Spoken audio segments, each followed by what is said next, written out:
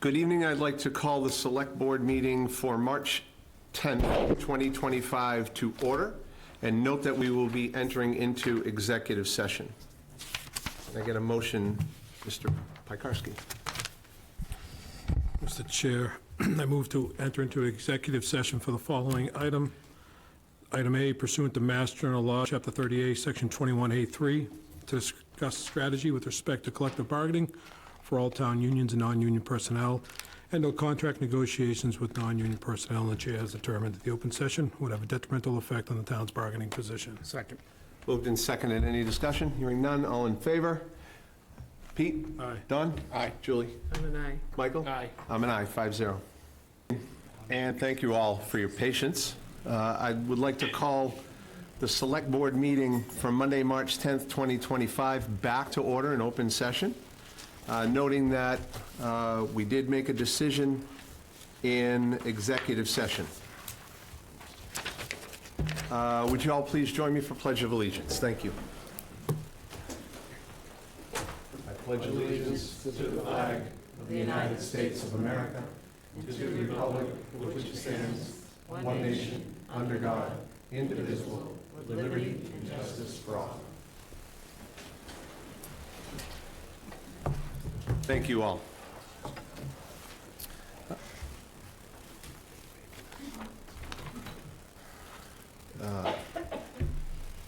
Okay.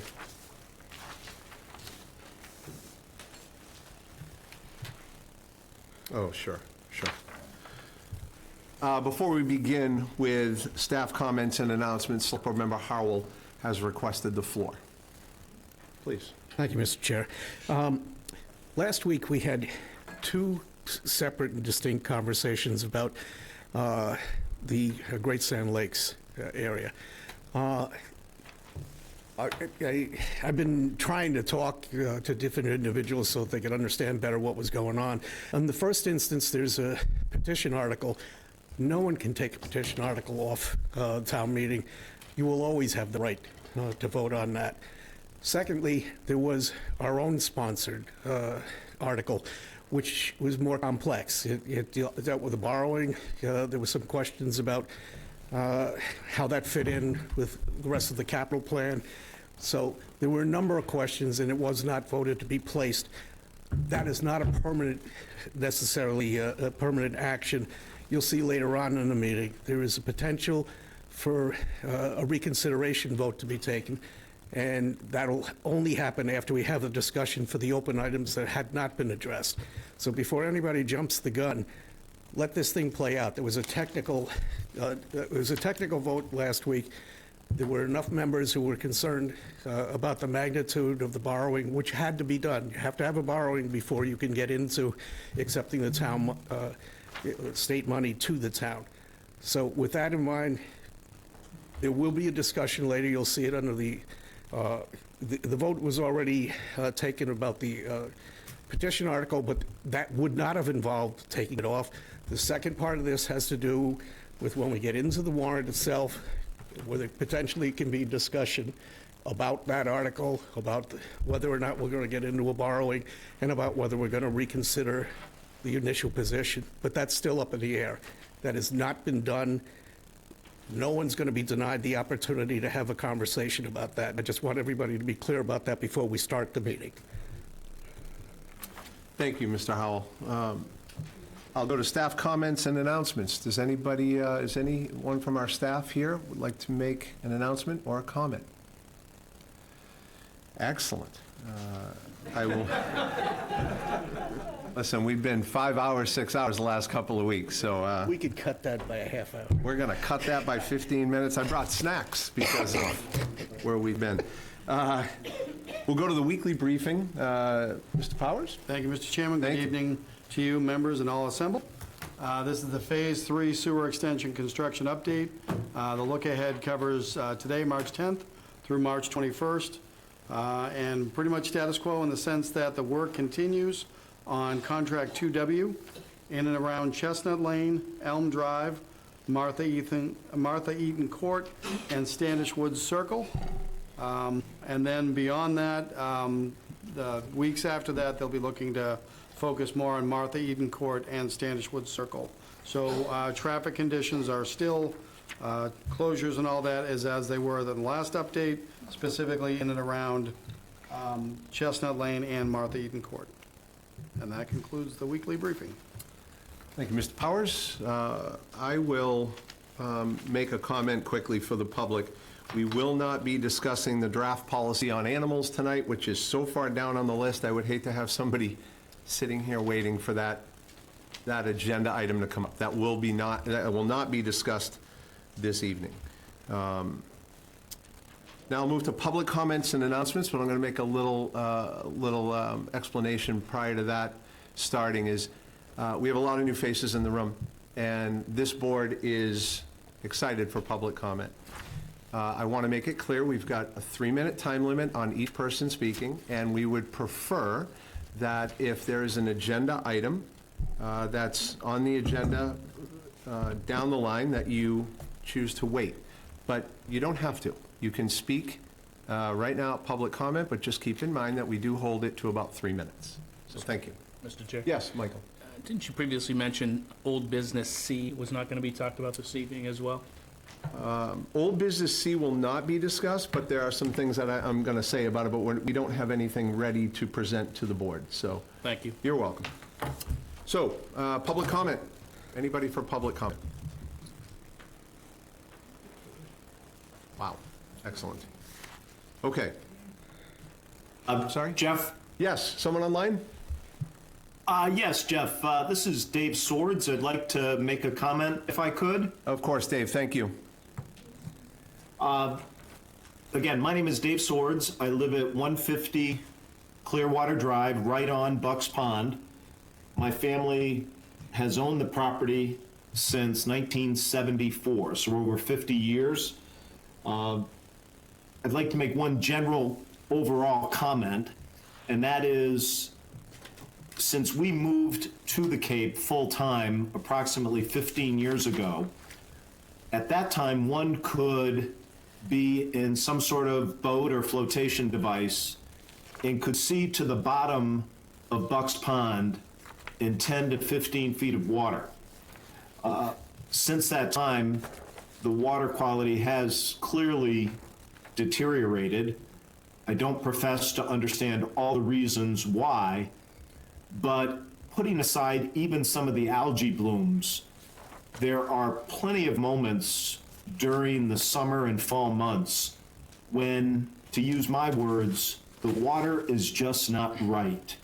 It has a feel and an odor to it that just makes someone uncomfortable. So I think, and I hope, we all agree that the water is deteriorating. My second part of that comment is I can't imagine anyone in town at some point in the future would want to be associated with having a body of water deteriorate to the point where it was unusable. That would be, I think, very bad for us as individuals and for the town overall. So obviously I'm very hopeful that steps can be taken to mitigate not just Bucks Pond and Joseph's Pond, but all the ponds in Harwich. The last question I would have, and this is for the board overall, is I understand that GHD is going to present tonight. Would you be willing to share with those of us tonight, what is it that you need to understand and what questions does the board feel you need to have answered in order to have the article placed on the warrant for the upcoming town meeting? Thank you for your time. Thank you very much. Anybody else online, Matt, that you see for public comment? Yes, Elaine Shovlin. Hi, Elaine, thank you. I'll be very quick. Just a little recap. The town held a public hearing about this. The room was full, well attended, but the majority of the folks were members of the Pond Association, which is great. They all knew about it. But the majority of the homes that are involved in Phase 3A are north of Queen Anne Road. We don't have an association, so only a handful showed up at that meeting. Afterwards, I printed out some of the PDF, went up and down Wales Road, where I live, and a few folks on Harrimore, told them about this. They had no clue. They knew nothing about it at all. They didn't even know there was a phase 3, some of them. My request is that in the future, when there is going to be, if and when there is a public hearing again, would you please have better communication with the majority of residents involved in this project north of Queen Anne Road? So either by remote calls or text messages or letters, however you want. We are the majority of people affected by this, and yet we are the least informed by the town. Thank you for your time. Thank you very much, Elaine. Anybody else, Matt, online? No, right now, no. All right, thank you very much. No more public comment in the audience, okay. I'm going to take old business, item A, project list update presented by Megan Eldridge, Town Administrator, out of order. Fantastic. I knew, Thank you. that was Pete's idea, I'm just going to lay it right, I don't want any credit for it, that was Mr. Oh, you Piekarski. win. Oh, you win. Well, thank you, Mr. Chair. I am here to give a project update. In your packet, you have a list of all of the projects that I am tracking. We have made some progress. We had 58 on the list last time I presented to you, and now there are 52. 20 of those are awaiting some direction or initiation, and in general, they're averaging from 2024, 2023. There are a couple that are older than that. I want to point out the Harwich Center ADA sidewalk project from 2019. We are looking to combine that with the ADA sidewalks from 2021 for $50,000. And we're talking with an engineer about what that money will get us for doing some engineering work for the Harwich Center area. This list has the current balances for all of these, and you'll see that there was a question about the bylaw charter analysis from 2022. That balance is confirmed at $75,000. There are a few projects that are still awaiting initiation that I know we've talked about, like the harbor generator and Beautify Villages of Harwich. All of these are still awaiting some information from the department heads that are in charge of those. For complete projects, carpet, we can see we've redone the carpet here, but Town Hall and the Community Center carpet replacement project, we are short a little carpet downstairs, but that is basically complete. And we had 3 land dispositions that are complete. And then from there, we have some vehicles that we've gotten from Department of Public Works. The Herring River ramp replacement design is complete, and the police cruisers is complete. We've awarded plenty of contracts. I think there's 7 of them here.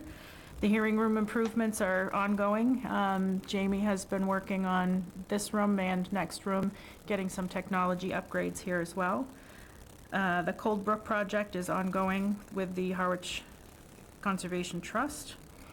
And we have contracted an engineer for the Brooks Library sidewalk repair. So that is the engineering company that we've approached to talk about all of Harwich Center in general. The historic property inventory is more than halfway complete, and ambulances have been ordered, and as you know, those are 2 to 3 years out. So we're ordered and hopefully getting that in the next year or so. Senior Memorial softball field fencing, that should be completed by April 1st. And I do have an update on the so-called Hope and Go, the intersection at Route 139 and Chatham Road. We've completed the survey and the right-of-way research, and field survey base map is complete. The preliminary design layout is complete, and we're targeting a 50% design submission by the end of this month. and the town will review that 50% design sometime in April. And Link said that the final design submission and bid book support will be April, May, and June to have a fall 2025 construction. So that is moving along. Some projects are on hold for one reason or another. The Sand Pond Restroom project, we put that up to bid 3 times, and we did not get any bids that were within the project funding. I believe Recreation has put in a CPC article for additional funding, so we'll see if that goes through at town meeting, and then hopefully summer, fall, we can put that back out to bid. And now, ongoing projects, we have the sewer construction. Any other projects on here that are ongoing that you'd like to talk about? I'm happy to. We do have one that has been withdrawn from Recreation, asked to withdraw a CPC funding for $37,000 for the Veterans Memorial irrigation. I'm not sure why they chose to withdraw that, but that is a withdrawn project. So we are making progress on our projects. Thank you very much, Megan. Joe? On that one, was that CPC funded? Yes. So that last one will go through the CPC process. You can see on the last page, the request to withdraw, that's going to go through Community Preservation Committee. Excellent. Any of the board members have anything for Megan? Pete? If I could, quickly. Please. Thank you. And Joe, the town administrator gets the credit for moving this item up. I don't want to take his credit. In any event, the sand pond restroom project. Understood that it went out to bid and it didn't fall within allotted budget. But what happened to the 40 or so thousand dollars? So that project included the septic system that was installed. So that part was done. That part was done. There's a new septic system there that serves the existing restroom building. It's the restroom building that is left. Do we have any idea what the bids, or did anybody bid, or? The first time, no. The second and third time, yes, and they all exceeded $100,000, where we have 84. Sure. So we even changed the specs from a concrete building to a wood frame building, thinking that may spur more interest. However, we did get more bids, but they were more than the concrete building. Okay, if I could continue, Mr. Chair. Of course. On the ADA sidewalks in Harwich, Harwich Center, did the 2021, I assume these were articles, but did the 2021 article arrive because the 2019 article was insufficient? I don't understand why the hell we have 2 of them and neither one have been tapped. That is a good question. Okay. I do know that there was a thought process of putting some money into a pot so we would have enough to do something with. $30,000 will barely crack the surface for engineering of that caliber, so I don't know if Joe, you have anything to add for that? So if you're looking at those 2 references, first there's the 2019. That was the initial investment for what was being referred to as the center to the center through the center.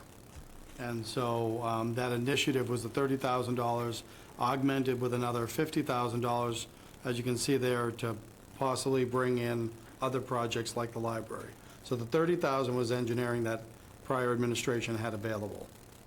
And so they're all still related to sidewalks in and around Harwich Center. But just the engineering of said sidewalks, or I assume replacement sidewalks. That is all we've tapped so far. Well, I assume that's what the money's for, not for the replacement of, because that's not enough money. Right, so we'd have to do the design before we can go for the construction. Correct. So, but my point, so then, and I know it said you're gonna try to tie it into the library piece, which is the 2019 repair, which is now, the contract's been awarded. So what's the scope of that award, and are we gonna need those $80,000 to complete the engineering work? Possibly. So the award was specifically for the sidewalk adjacent to the library, and now they're looking at going down Bank Street, but also across with the crosswalk and how it intersects with Brooks Park. So we may be able to use those funds either for additional design work or to support construction, and also permitting. Okay. And if I may, the 115 for the sidewalk in front of the library did include some installation, some construction. That wasn't solely engineering. It was not solely engineering. Okay. All right. I just, and I've said it before, and this is not a reflection of anybody sitting here, but when I see these articles from 18 and 19, it just kind of makes me unsettled that the money's still sitting there. Yep. And the 2018 project for the Hinkley Pond remediation, that is CPC money. And the Conservation Administrator has been very frustrated with the DCR. That is where the plan currently sits. That land is operated by the DCR where we're thinking of putting stairs. This is the area across from the Pleasant Lake General Store. She's sent the plan, and they've had some staffing turnover, so it's been sitting on different people's desks. And she is getting ready to turn the money back and start over again.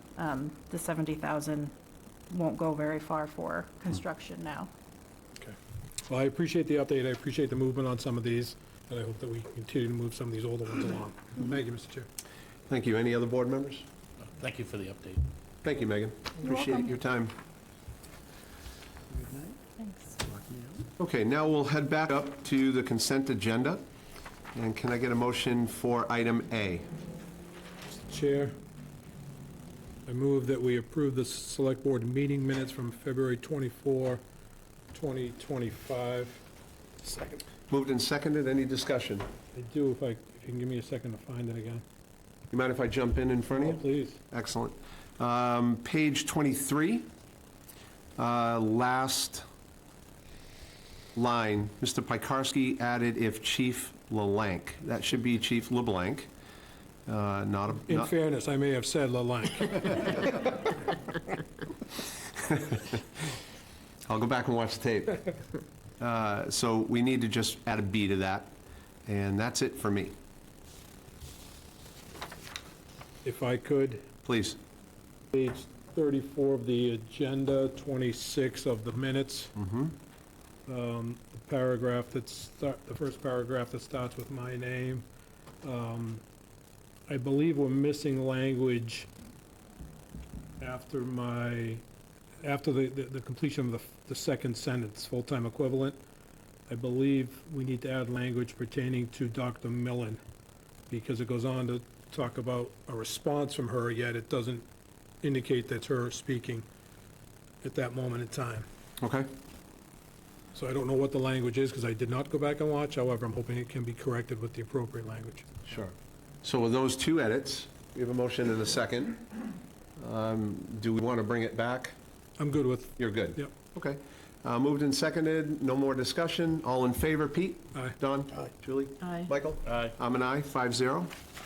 Mr. Chair, Please. I vote to approve the following committee appointments as recommended by the Interview Committee.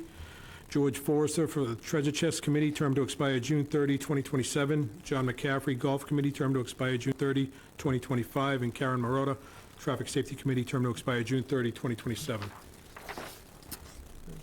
Second. Moved and seconded. Any discussion? Other than to thank these new volunteers for being part of the town in a bigger way. So moved and seconded, all in favor. Pete? Aye. Don? Aye. Julie? Aye. Michael? Aye. And I'm an aye. All right, on to public hearing and presentations. We have GHD in the audience. Thank you both for being here. If you want to come on up to the table, and we'll have a presentation on the Phase 3A wastewater project.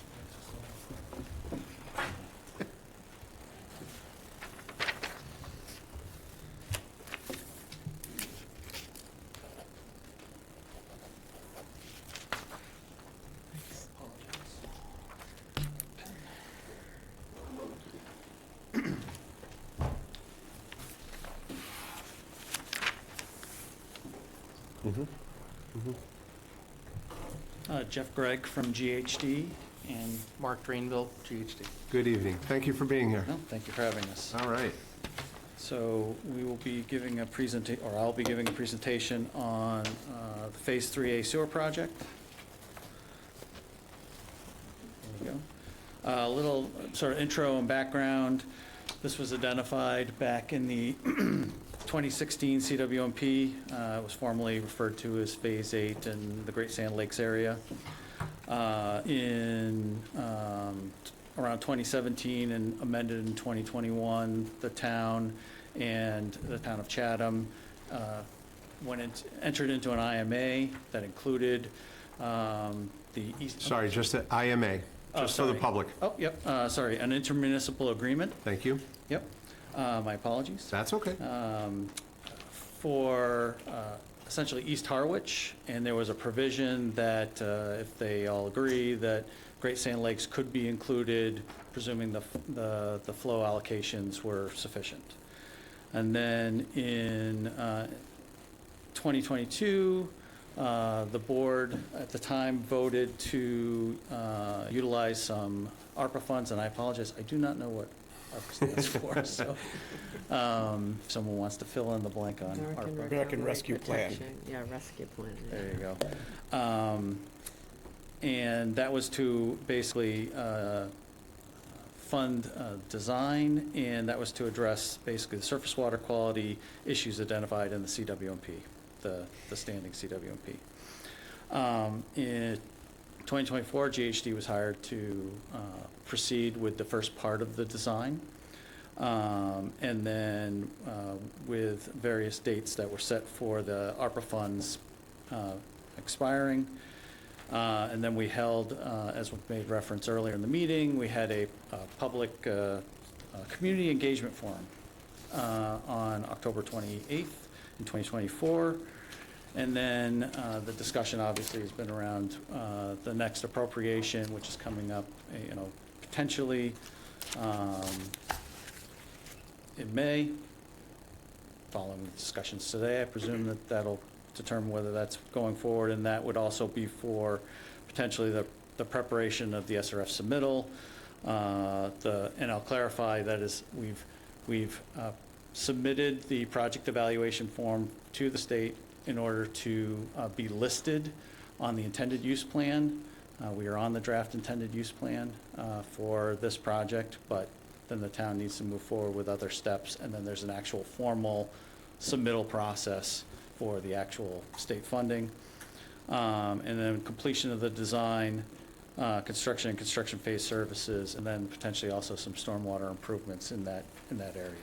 So that's the general sort of little bit of the history and background on that. So I know it's a little hard to see in here, and I know the laser pointer is not going to show up, I don't think, for those watching at home, so I apologize. But this is the general service area that we were talking about. The parcels that are in what is yellow, but you can't really tell, that was the original proposed identified service area. This is all along Queen Anne Road, north of the ponds. And then we identified a couple other areas, like when we go through planning and design, we look to see how far we might be able to extend gravity sewer in areas, and we try to minimize at this point, based on other discussions, the amount of low-pressure sewer that we'd be adding. So we identified a slightly larger area just to see, well, how far could we go? And so we identified some areas to the east and west on Queen Anne, a couple neighborhoods to the north, and then the parcels in red we determined we would not be able to get as part of this for gravity sewer. And then the areas in green, which you can't, again, really see, which are those extended areas, were areas that we would consider as possible bid alternates. If you recall, for Phase 3, we had the idea of bid alternates, and we may even have that for some of the other areas, depending on how the costs actually fall out as you move forward. Then this is a general layout. It's, again, I apologize, hard to see on the screen, of where we potentially would be locating the pumping station, which, if I go back to the last site map, is right up in here. So it's Wales Road, and it's adjacent to the road. It's up, we're kind of fighting grade a little bit. It is a town-owned parcel. It is adjacent to a wetland. It is within the buffer area, but outside of the actual resource area. And this was just to point out how we were trying to align the work along the roadway. So the road would be right here. We'd have a small driveway access. Most of the structures are very similar to what we had talked about for Bova Cove and Wilma's Way, if you remember those. So they're submersible stations. So it's a wet well in the ground, a valve vault in the ground, and then you'd have a generator at grade, and then you'd have a small electrical enclosure, and I'll show a picture of that. So again, this is the sort of a cross-section of the pumping station to give you the general idea of the pumping station. So that would be ground surface. This is your wet well where your pumps would be. This is your valve vault where your flow meter and your valves would be. And then this is that, we're using the same style at this point, barring any decisions from the town, that we had proposed for Wilma's and Bova Cove, which is the electrical enclosure. So it looks like, for lack of a better term, a shed. In terms of the general information with regards to the collection system itself, as of right now, where we stand, it's roughly 16,000 linear feet of gravity sewers. What we're looking at, about 3,500 linear feet of low-pressure sewer, about almost 4,500 linear feet of force main that would come from the pump station, and it would run down and head over to Queen Anne Road, and basically at the Chatham-Harwich town line, and look for connection there. There's one pumping station identified.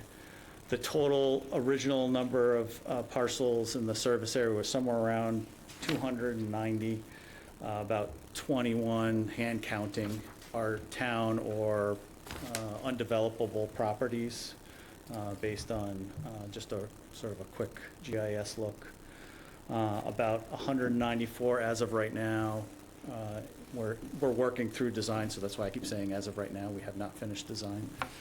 194 gravity sewer connections. Now that means that gravity sewer will go by those properties. There may be properties that would be adjacent to the gravity sewer that still may need to pump, like we had with the discussion on phase 3. We have not worked through all that because we're still getting survey data in. We're still going through the septic records. So this is, again, preliminary numbers. About 77 grinder pump connections, and another 34 properties were sort of those green extension areas that we had looked at. And the total number of parcels would ultimately depend on, how much flow we have to still work within that, the bounds of what your intermunicipal agreement is with Chatham. So I don't want to say that these are completely firm numbers at this point, but that's to give you the general idea of that. Similar to when we gave the workshop, we talked about various different considerations when talking about gravity sewers. So you have things like the site conditions and potential conflicts. There were some areas like Lakeside Terrace, Vacation Lane, and Matthews Landing that were identified that we could only really serve by pressure sewers, and as you know, there's a lot of rolling topography in that area. And we talked about the properties that might have to still pump, even depending on where they are relative to gravity sewer that goes by.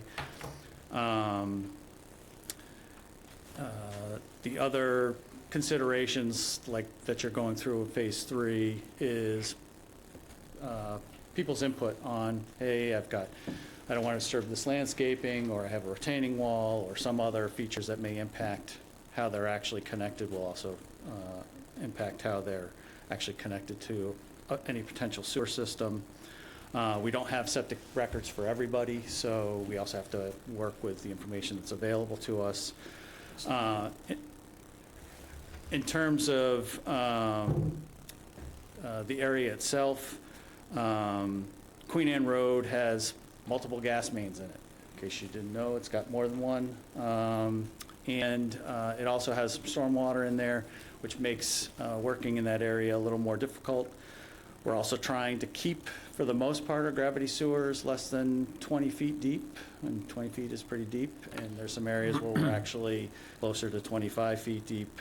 We have about a 300-foot stretch in Queen Anne, which adds to some of the concerns, and we're in groundwater. So unlike Phase 3, where we pretty much aren't in groundwater anywhere, a lot of the deeper parts of this project, or as obviously you're going between the ponds, you have the concerns of groundwater, and then again, we talked about the fact that the pumping station is adjacent to the wetland there. So some of the cost impacts, are a function of those issues. We are looking at also some things that weren't included when we presented the information to SRF for the for the project evaluation form. We didn't have stormwater identified, and then we carried, and as you'll see in the next slide, the costs, carried a future cost, just allocation for grinder pumps at some point, depending on once the town moves forward with that, if this project would move forward. It's another cost. It's not one that would be now, but it would be in a few years as you're having to line up for purchasing those. As I mentioned, you have multiple gas mains, you have some deep sewer, you have groundwater. We're going to be also looking at directional drilling. We have to still, again, work through with the town and others, but we'd like to, if we could, for the force main that's going to go to Chatham, avoid actually doing what will be an open cut, an open excavation through the rotary. We'd rather directional drill underneath that because that is a, fairly heavily traveled area. And we figured that might be the best way to try to get through there, but there's other impacts with regards to crossing gas lines and other situations that may make that more difficult, but we're looking at that as a possibility. And then in terms of other bidding climate and cost considerations, you got some very favorable bid costs, but there's a ton of utility work on Cape Cod, as you all are aware. That's why the SRF funding was so competitive this year, more than they've ever had, where they actually didn't fund certain projects. You're going to have a lot more, the local contractor pool is going to spread further out, so that's going to have a potential impact. You have requirements that we were able to be exempt from in the first project, which was the Buy American, Build America, or Build America, Buy American. I always get it backwards. I don't remember which one it is, but that is going to add a significant amount of potential cost, because pretty much now everything has to meet those requirements. Those that might remember the funding 15 years ago when they had the American Recovery and Reinvestment Act, the ARRA. This is very similar, maybe even more strict than that was. We're all aware of the geopolitical climate and tariffs and all those other things. And then this project also may only be available for a 2% SRF versus a 0%, depending on various different conditions. So just want to make the board aware of those conditions. I hope you can read this. My vision's really kind of bad, so what I did is I tried to break this down into two columns. So the project evaluation that was submitted in July is the far right, and this middle column is this roughly 60% design cost. This first line item is the sewer and pumping station construction with sort of the whole, quote-unquote, with bid alternates, sort of the whole area. So we're somewhere around 22 million and change, and now we're somewhere in the 19, but we carried some of the BABA requirements in the project evaluation form, but we kind of broke it out here and just put basically it's just a large contingency for all these sort of bidding climate unknowns. And then SRF allows you during this early part of design to carry 10% contingency, so that's what these values are. And then that gives you this construction subtotal of, originally it was somewhere around 26, and now we're in the 27s, if I'm not mistaken. And then we just carried, at this point of development, we hadn't worked through some of our other costs, like police details and the construction phase services, so we just carried the numbers from the project evaluation form, so that the same numbers carried forward to your subtotal. This was the 31.1, which was the number that was listed on the intended use plan, the draft intended use plan, and this one is at the 33 and change. And then some of these other items that weren't there is the completion of the design, so we have an allowance for about $400,000 there. We have a stormwater allowance for design and construction of about $1 million to deal with a bunch of different things that we still have to work out with DPW, so we just, it's kind of a placeholder at this point to get us to the bottom lines of that, again, that 31.1 and the 34 and change. And then at the bottom, I just carried the roughly 700 plus thousand for grinder pumps that you would be, if you're moving forward, you're going to be putting that on a future warrant. And then the tentative schedule, right now, sort of where we were and then where we could go. The project evaluation form was submitted in July. We got listed in January. And then now you're coming into your potential appropriation in May. And then following, however that proceeds forward, if the project moves forward, then you'd be submitting the SRF application in October. And then you'd still have to work through any other easements and permitting. And then potential bidding would be probably in the spring of 2026. And then start of construction might be the fall of 26 with a 2 to 3 year potential construction time frame. And then you'd be issuing your connection letter similar to phase 3, 2 years within, 2 years after that, or up to 2, I can't remember how it works, in that time period. So that's our presentation, and I guess I will open it up to questions. Thank you both for being here, and I think, this is going to give a lot of clarity to not only our board, but the public as well. So you're here to answer a lot of our questions, I'm sure some from the public, so I think I'll turn it over to the board right now, and start with Don. Thank you, Mr. Chair. This is one of those areas that I was alluding to earlier that we hadn't gotten a hard presentation from anyone. I would like to go back to the very beginning, the comprehensive wastewater management plan. We made a number of assumptions, and I'm not sure whether you're going to be in a position to say all of them because that was another engineer. We finished 2 phases so far. Where we left off, these were all predicated on saltwater embayments, actually, as required by the Department of Environmental Protection. The initial estimate of it, and there's been no updating on constant dollars for inflation, it was about $300 to $350 million. Now, you know what we spent already?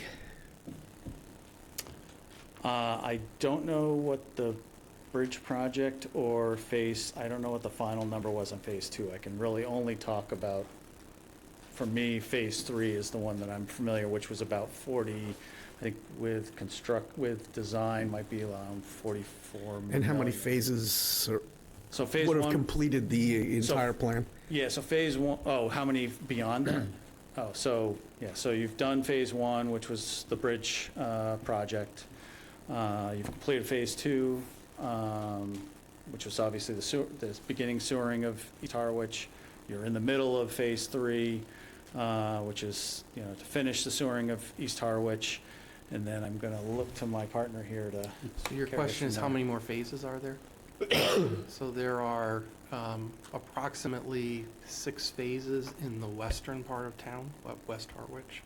And then sticking with the phases that are identified in the CWMP, then the Great Sand Lakes area would be another one too. Okay. I'm just trying to set a context for later on when we have the discussion, because I'd like everybody to know what the pros and cons are and what the numbers are. So we're obligated to go out to those phases. Have any idea what the remaining phases would cost out for? Because I know, at least you're riding this horse now. It was Yeah. CWM Smith before. So I don't have that, I don't have the cost of all of that right now. I mean, we could, they're not, the number that you quoted earlier from the CWMP, the phases aren't, the extent of the sewering, let me say, is not changing. It's just the cost is gonna would be going up for inflation. Well, the scope is changing because they originally factored a 40-year time period, and that's radically been compressed. So that will be compressed, correct, yes. So Yeah. Yep. while the magnitude isn't, but the time frame is compressed in. And we do this differently than other towns. I just want to make sure everybody fully understands that before entering into the other discussion later on. We do a town-wide betterment for every single phase that we fund. It is not the people who are getting sewered who get charged. It is the town at large who pays for each sewer phase. Is that correct? I don't know how the town Yes. funds it, okay? Thank you. Okay, but again, I just wanted everybody to know where the hour limits for all this were. And originally, freshwater ponds weren't part of what the DEP was mandating. Is that also correct? So DEP is mandated the saltwater estuaries. But nonetheless, they have approved this as the IUP, the intended use plan, which is a document which I was trying to, I guess, inelegantly say last time that it's not just accepting money. You have to actually submit a form to the state with intended use.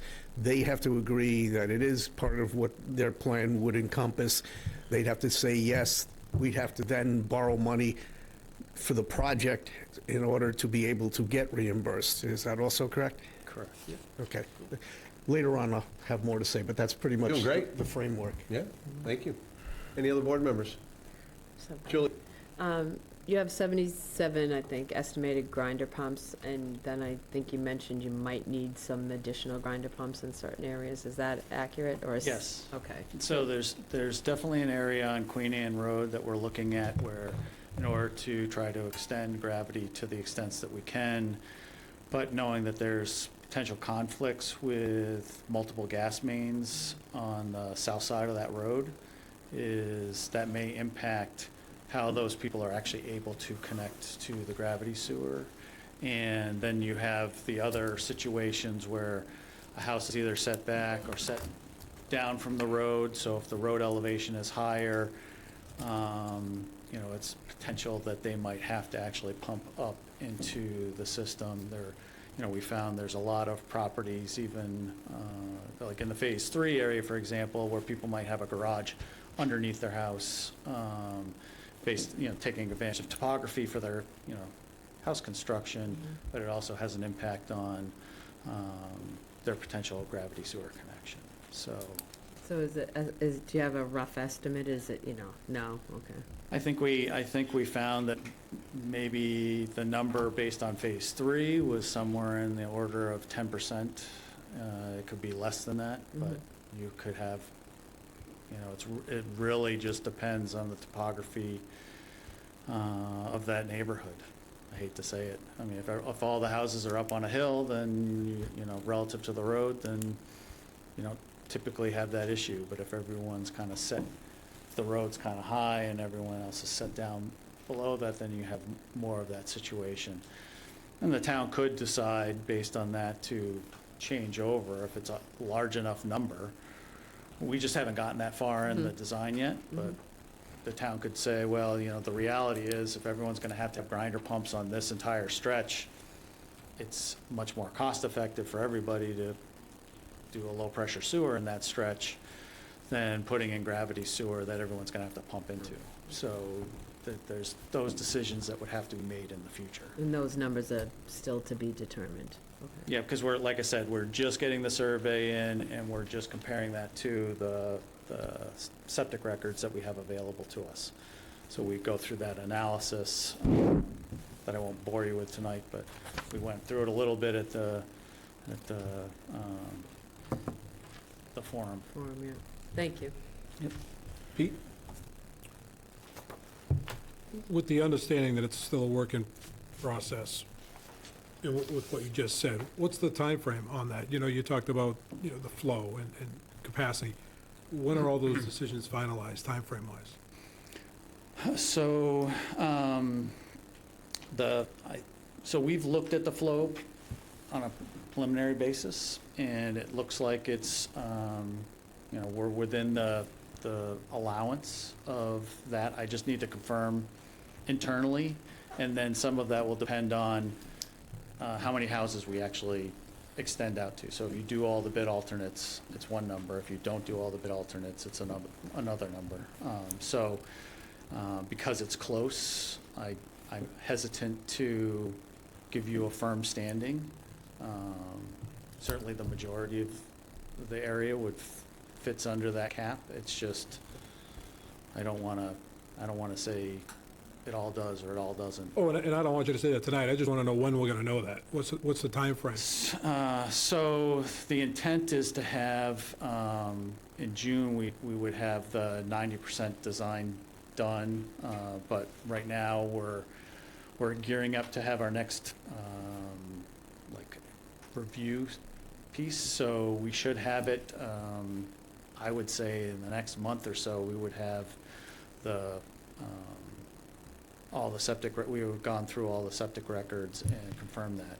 Right now, we're pretty close because I know that they've gone through, we're just doing the analysis of where we think the run is for all the homes, and then we're getting that plotted out, but we haven't reviewed it internally. So I think that that's scheduled this week, is to have most of that information available to us to review internally, and then make some decisions, and then we got to sit down with staff and go through it with them. So that's why. So about a month? So I'd say, yeah, a month. About a month or so before we have a little closer understanding of what properties and scope. Was 3A, I'll call it 3A because I agree with the caller or the individual online, that it's been characterized as Great Sand Lakes, and a lot of folks assumed it was the properties abutting Sand Lakes, and clearly it's not.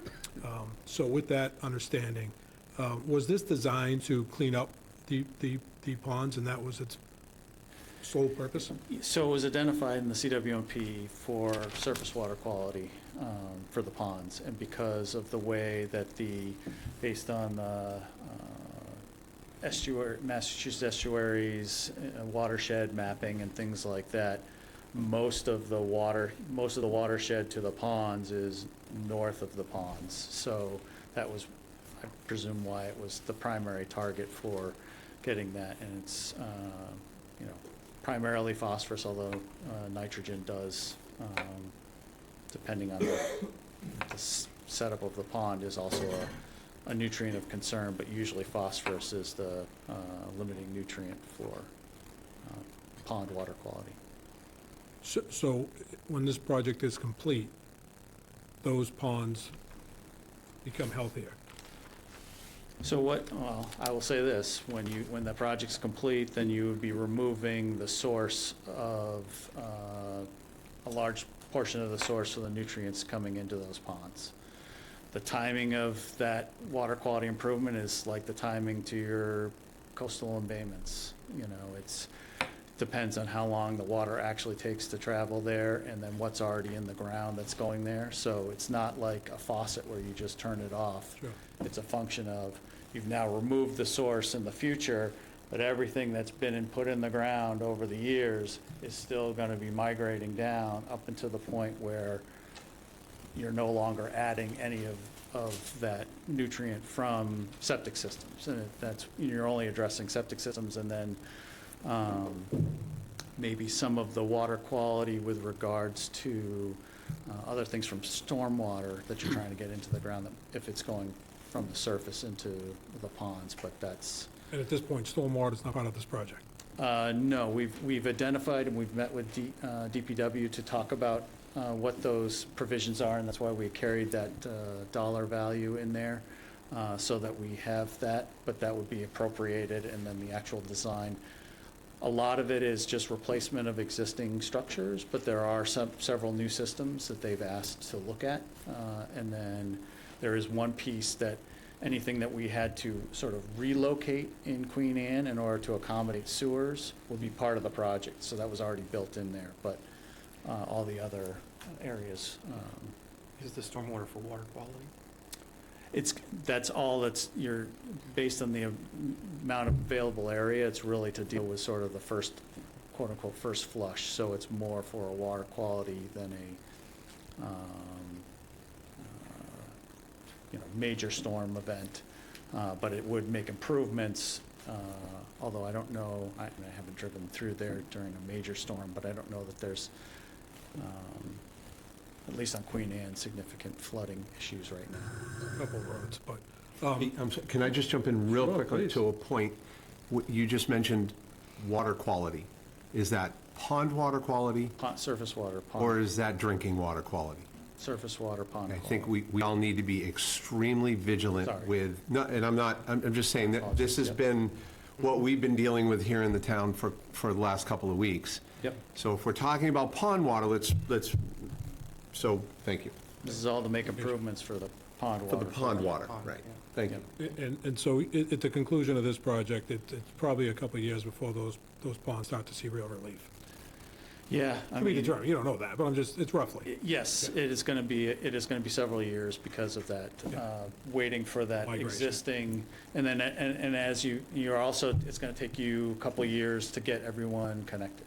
So it's the function of getting people connected, because everyone won't be connected instantly, and how that water moves through the groundwater system in there. Okay. But the intent is, it'll give you the long-term source removal for those ponds. If I can continue. Absolutely. In understanding, that, the migration, the flow towards the ponds, the properties immediately abutting the ponds, it wouldn't make sense to do all those properties? You mean on the southern side? Yeah, and again, I understand the flow of water, but I also understand the path of least resistance, right? So, there are properties that are immediately adjacent, and then it gets into a much larger project, because then it becomes a discussion of how far do you go, and you have to get infrastructure to those properties. Because it's not like there's a road that rings the pond, and then the houses sit there. I think, if I'm not mistaken, there's roads south of there, and then they kind of finger up towards the ponds as well, but I'm not positive. I think there's one that goes through, but regardless of that point, with the scope... Yes, there is, sorry. Yeah, yeah. You're right. So- Yes, there is the bottom loop. Sure. Yes. And so, but with that thought process, and forget the scope and the cost, because I understand it would be much greater, it would make sense to do some of those properties to improve the quality of the pond water. If you were able to pick up all the properties that were within 300 feet of the ponds, then that's sort of the rule of thumb. I'm not saying that that's the exact factor. And the watershed lines, I'm not exactly familiar, but I think it kind of runs along the bottom edge. But yes, so you'd certainly get a benefit from removing those. And again, it's a function of where their septic system is relative to the, pond. If it's on the other side, maybe it's not flowing towards the pond. I don't have enough Sure. information to Yeah. give you No, understood, understood. good direction on that, and, but it also, that would definitely put you over your allocation. Oh, no, 100%, I understand all that, yeah, without a doubt. Again, I'm just trying to figure out the maximum benefit to the ponds. Understood. And if doing a property 3/10 of a mile up the street is more beneficial than doing a property that sits on the pond. In my naive world, it doesn't make any sense, but I understand, again, the migration of water and how it eventually gets there. Yep. But a more immediate impact to me is the properties immediately touching the body of water. Oh, shit, I think I lost my train of thought there. There she goes. If it comes back to me, I'll let you know next year, otherwise Absolutely, I'll be Pete. quiet for now. Up there right now. Hey, we'll go to Michael. Thank you, Jeff. You're welcome. Through you to the town administrator, has there been any projection on what the cost of the taxpayers will be? I know we're sitting on about 70 million that we've already borrowed that we haven't, or that we've been approved for, but we haven't borrowed for Phase 3 and Route 28. Adding this now 35 million and the other 25 million that we'll be adding for capital projects in 27 and 28, or 26 and 27 and 28. Are we doing any projections, or have we done any projections on what the tax rate will do based on all of these projects, and if not, can we? Yes to the last, and no, not for the out years. The tax analysis is based on, what we typically do is based on the warrant that we're working on. So that would factor in this project if it's in the warrant, but no, we have not done that analysis in the out years. Can we get some sort of projections? Yes, we could. Okay. And then circling back to the Pete's questions about, we're going to run these pipes, we're going to hook these houses up. What is the current rate of hookups on Phase 2? Phase 3 is not done yet, so Phase 2, it's still a relatively low number. And I asked, just looking at how many years it's going to be before those ponds, to give people a reasonable expectation. Some of the emails I've gotten said, do this project in 3 years, we'll be able to see 15 to 20 feet again, which is not even close to realistic. I actually don't, you mean in terms of the number of connections that have been made in Yeah. Phase 2? I apologize, I actually don't have that. Okay. Number. Do you have I that do number? not know. I'll tell you, it's a very low number, right? People are reluctant, some people are hooking up, they're taking their time, but it's a very low number. Looking at your numbers with your flow estimates, roughly how many houses, because I know it's a variable number, are we going to target hooking up to this system if we build it? So right now, it's somewhere in the 270. Okay, 271, I was making sure I did my math correctly. Chatham, Yes. how deep a conversation have we had with Chatham? Because the way I'm reading that section of the IMA is not the way it's been told to the public. Chatham has to agree. They have not agreed. They've agreed in concept, but the Board of Selectmen in Chatham will enter into negotiations with the Board of Selectmen in Harwich, if I'm reading it correctly, and agree or not agree. Is that how you're seeing that? That's my understanding. That is my understanding, too. And we haven't gone there yet. I don't believe so. I don't I believe know that. this board hasn't, so just wanted to make sure there was no backroom conversation that I missed, that they approved it, because they have not approved it yet.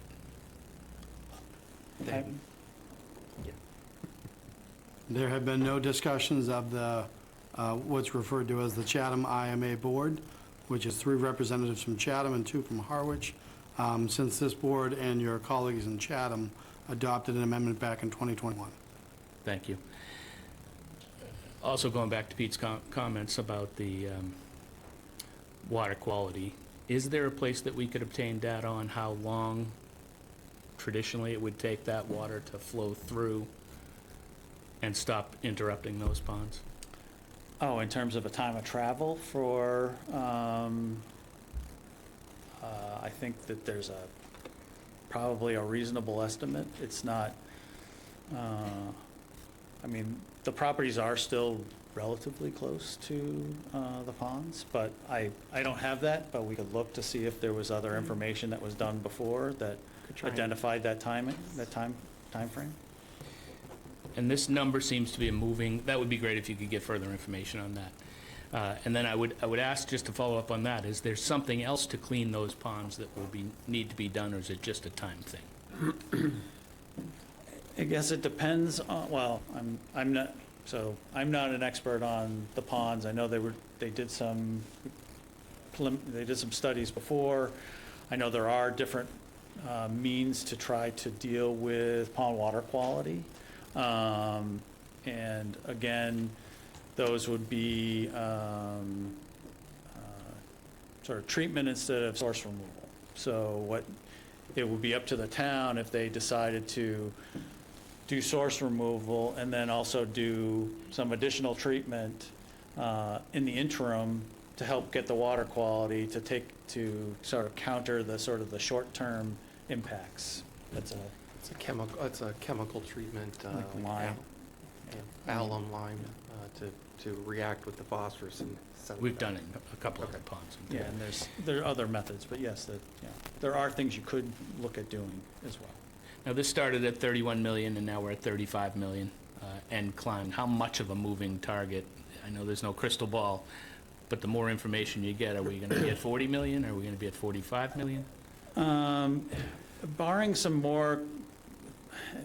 getting some more direction with regards to sort of the unknowns, we're basing our cost estimates on, obviously the Phase 3 projects. We can look at what the bid prices came in for there. We inflate that value. So we have a pretty good handle on those prices, I feel. But it's really these other unknowns that I really can't speak to. Like, what is if all of a sudden a particular material costs a lot more, is twice as much, it doesn't necessarily cost more to put it in the ground, but it costs more to buy it. And then so there's those kinds of impacts that, that's why we tried to carry that contingency. And I don't know that we're going to be able to really get in there. We may, as we feel that we're hovering around that $31 million with regards to the wastewater piece, and if the town has, Chapter 90 funds that they use for some of the stormwater piece and use those to kind of balance that, then you might be looking again at doing bid alternates to see if you get, hey, we got really favorable bids like you did the last time, then, that would be good. And if you got favorable bids and they were comparable to what you got on the last project, then we'd be under that number. But if you get companies that are coming down from Boston or have to mobilize a lot further, there's a lot of added cost to, those types of firms working in it. That's why I raised the concern that it's tough for us to gauge the bidding in climate, because a lot of the bidders in the past have been more local. So now you have the potential of getting some other bidders from further away, which, obviously impacts the costs.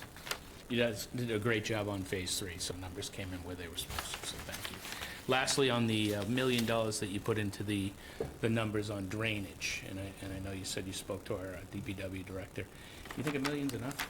I'm looking at our drainage, how we do our drainage now and our drainage contracts, and then physically going out and looking at those structures. Doesn't seem like we're even touching the surface. I hate to answer that question without talking to DPW further and making sure that we have a firm understanding of what they're looking for and where we would put facilities. Obviously, there's not a whole lot of, like, on some of the little turnarounds at the ends, as you head towards the pond and things like that, there's not a whole lot of real estate to be putting in, massive amounts of stormwater improvements. You're kind of in a utility-rich environment on Queen Anne, so you're not going to be squeezing a whole. If we can squeeze our sewer in there and our force main, and you've already got, like I said, 3 gas mains and other stormwater and water, you start running out of real estate quickly. So, we came up with a number that was a little less than $1 million, and we just kind of rounded it up as a sort of a placeholder for right now until we could have further discussions with the town and DPW on those improvements. Rather than see that tonight, I know our DPW director's here, but I would encourage that conversation. Yep. Because again, just the physical count, it doesn't seem like we're touching the surface on that one, so.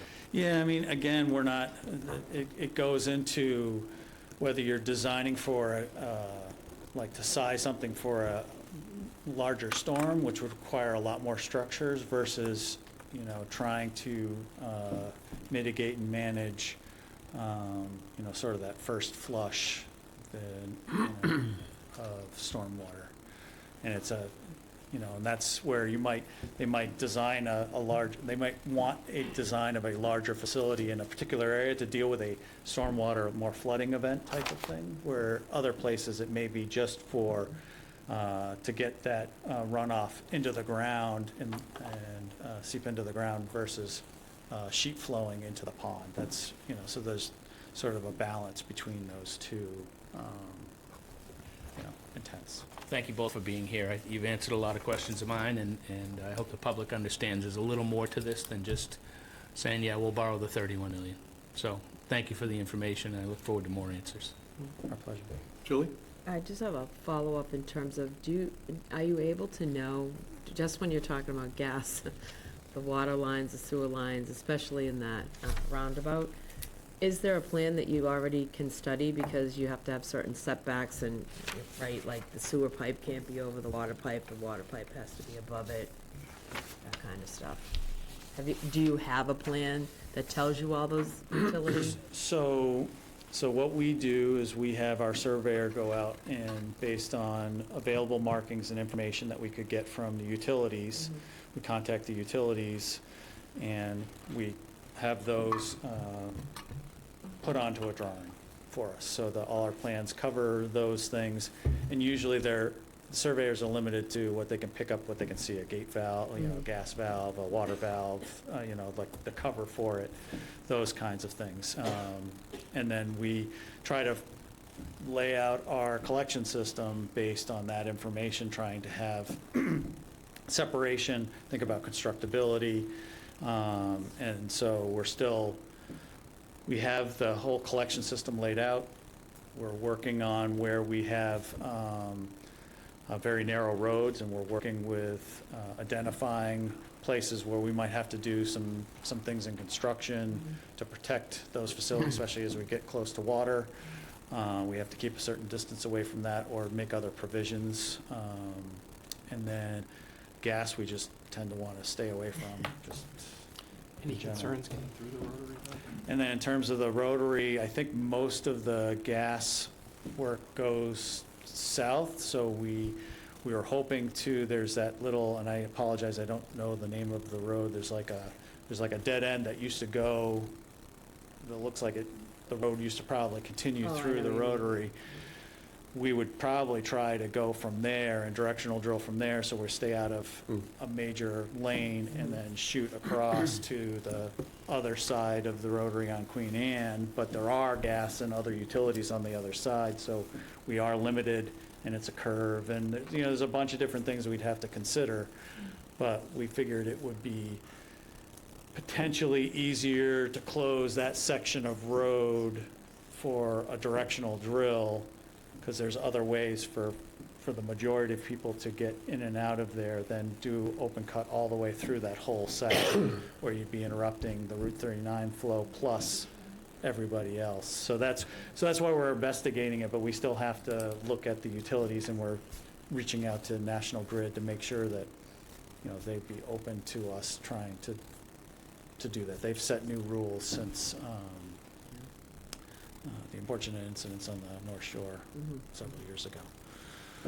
And then just lastly, and this, I'm sure you don't even want to hear me ask this question, but is there any benefit to, instead of looking at expanding it, is there any benefit to looking at, how the water's flowing north of Queen Anne, and then the properties along the ponds? is there any way to look at it to say there's an ability to reduce it and still have a similar impact in terms of the number of houses you'd be trying to sewer? I'm trying to make sure I understand your question. So you're trying to say if the service area was reduced to get the same level of benefit to the ponds? Yes. And I guess what we've done is we haven't been tasked with sort of analyzing the analytically each individual property's quote-unquote load to the pond Okay. yeah. relative to that. So we looked at that service area that was identified previously, and we said, okay, this is what was originally identified, and then we looked at how far could we physically go, because we want to make sure that as we design facilities, that if there is a desire for some other reason in the future Right. to extend sewer by or into a neighborhood, that we haven't, we try to avoid setting the facility so that they couldn't if there was something we could have done during design Right. initially. So we're trying to consider that. Understood, and that, I mean, we, in general, that's been the direction of this board as well, so. I would say, I think that probably the I don't know, it's maybe 10-plus homes that were up in the neighborhood that are much larger parcels relative to their neighbors, I think was left off probably because the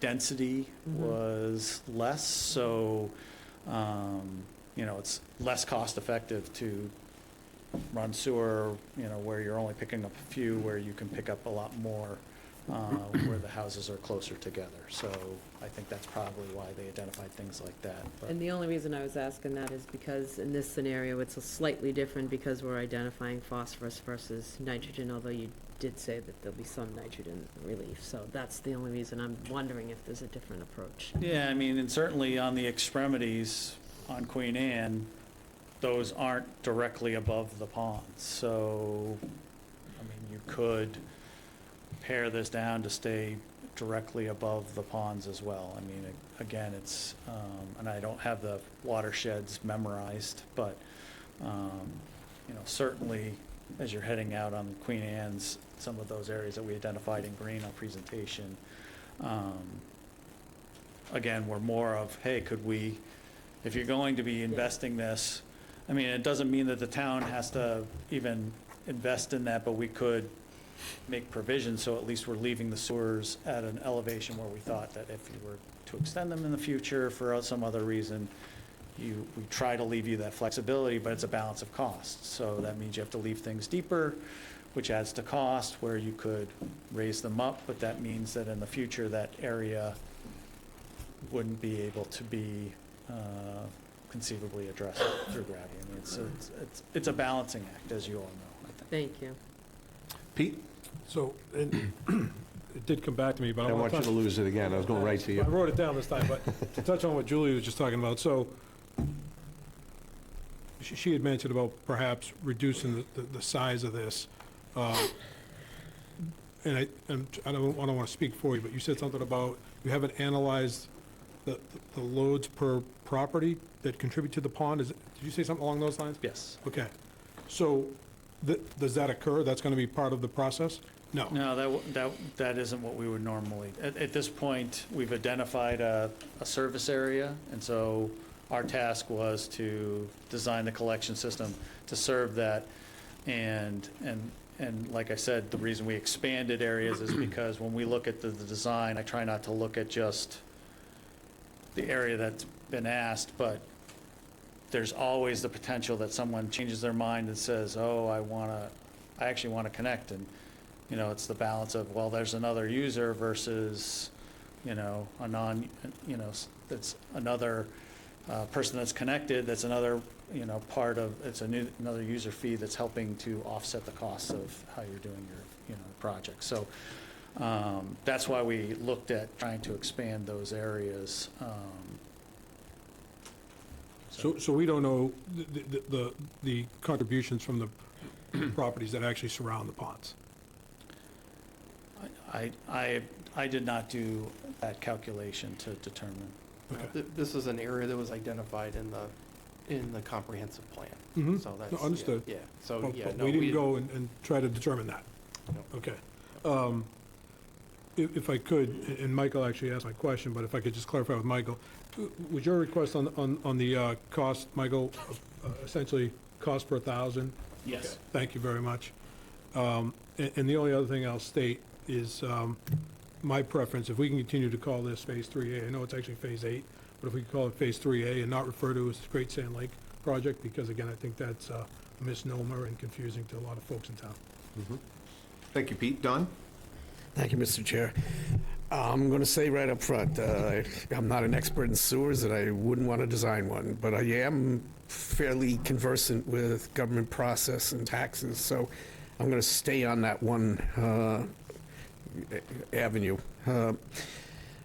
Let's be optimistic for a second and say that this makes it at least on the warrant, whether or not we recommend its approval, so that everybody gets to vote on it, but there's still some open issues. Prior to this, sewer projects were either on or not on the capital plan. And the entirety of their existence is about trying to balance out spikes and valleys so that taxpayers can kind of know what to expect in terms of when they open their tax bill up, because it's actually them raising their own taxes when they do a project like this. I do know from having conversations with the head of the Association of Preserve Cape Cod that their feeling is that the SRF revolving fund money is probably at a high watermark right now, because there's so much uncertainty and there's so many projects that are competing that whether or not the magnitude of the money's there, it may not be available at 0% or reducing principal like it has been in the past. So I want to get that out there. But nonetheless, the original question I asked is something that the taxpayers would like to know, because my mantra for the last couple of years has been, you approve these things and there's like a 2-year period where well, that wasn't so bad, and then you open up a tax bill in the 3rd year and it's like, whoa, because it takes that long to get the project all set up and have the bonding done and everything, and then it hits their tax bill. And so they're not entirely aware that they're compounding something that was already baked into the cake that they have not experienced yet with yet a new project. Having said that, we can take care of how much we've spent on the first 2 phases. So I'm pretty sure we can come up with that number in-house. But I really would like, and I wasn't trying to sandbag you, I would really like to get it out there to the public, given the fact that the way we finance these things is not like, this is your area, you're going to pay for that, this is my area, I'm going to pay for this, that everybody pays for everything. That if you could come up with some sort of estimate, I know that it's probably not going to be good for even a year after when you give it because of the volatile economic circumstances, but and tariffs could change things in terms of where you're getting your piping and how much that costs. All I'm really looking for, to have an informed discussion at town meeting, and so that it actually satisfies some of the requirements of what would have happened if it had been on the capital plan, is like, what are we looking at here as we go out? I can supply the numbers for the 3 phases that we have actually approved, but I'm not capable of figuring that out, and that kind of dovetails with what Michael and Pete were asking. It's like, what's the outer limit here? What are we looking at that's still not done, and how much is that, in your estimation, price out at if it were done today's money in today's contract environment? So that we can have some sort of reference point for the discussion, because there's 2 things that go on here. We get to vote on whether something is on a warrant, in which case the public gets to vote on it, but we also get to give them an opinion about what we think about that, whether we think it's a wise idea or whether we think that it's kind of difficult to conceive of how somebody's going to afford it. So the second part of that discussion we can't have unless we have a better idea of the magnitude of what's yet to be experienced. Because this thing got pulled from the outer years into an earlier year. And it nonetheless was on an intended use plan, and they have approved the magnitude of the number that you've given them. So we know that that's locked in. But we don't know where that fits in with the other variables that I just discussed. So I'd really like somewhere along the next few weeks to get an idea from you guys. What does this all look like when we finish? Yep. And over what period of time? Like I said, Yep. that changed too from the original plan, which they gave us 40 years, and now it's like, I think 22 or something like that, if we go on their timeline. So you roughly have 20 years to achieve 75% compliance, and then another 20 years to achieve the balance. So that's, so you get, Nice of them. so it's not 40 years, it's well, so, but yes, it's. In a more naive time, when I was born, they used to call that an unfunded mandate, but that's neither here nor there. So yes, we can put that together, a schedule with costs. It'll be in today's dollars, but that's, have a draft of that.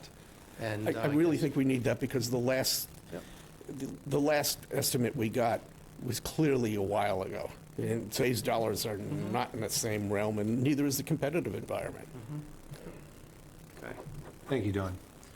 And I'll say it again, thank you both for being here, and I think all board members, if I'm hearing the board correctly, I think we're all getting to the same place, just a little differently. We're concerned about the cost of the project, and then for me, I'm really trying to understand, obviously the health of the ponds are important. They're a natural resource. They're very important. I'm trying to understand what the efficacy, if you were a betting, if you were a betting person, is this going to take care of the problem? 100% yes? And I'm not even asking for years. I'm asking for, is this going to take care of the problem? Because to borrow this kind of money and find out in 4 years and 5 years and 6 years and 7 years that we still have a problem with the pond, I would almost rather explore alternate ways of treating the pond and getting it healthy if this isn't going to work. And unfortunately, you two are the experts in the seat right now, and maybe this isn't your area of expertise, but I just wanted to put it on record that, you know, I think looking at some potential alternatives, if you both feel that there's a 50-50 chance. I mean, it gives us more information to think this through. I'll ask, how does this pond is fed from underground, and is there an in and an out to this pond? Just groundwater. Right? Is it I think groundwater? it's just groundwater. Yeah, Kettle pond, isn't it? I believe they're kettle ponds, but I don't want to be quoted on that. Public, hold on, please. Okay. So I apologize. I'm not an expert on the actual ponds in this area. Meaning, right, yeah, so presumably just groundwater fed. Okay. Again,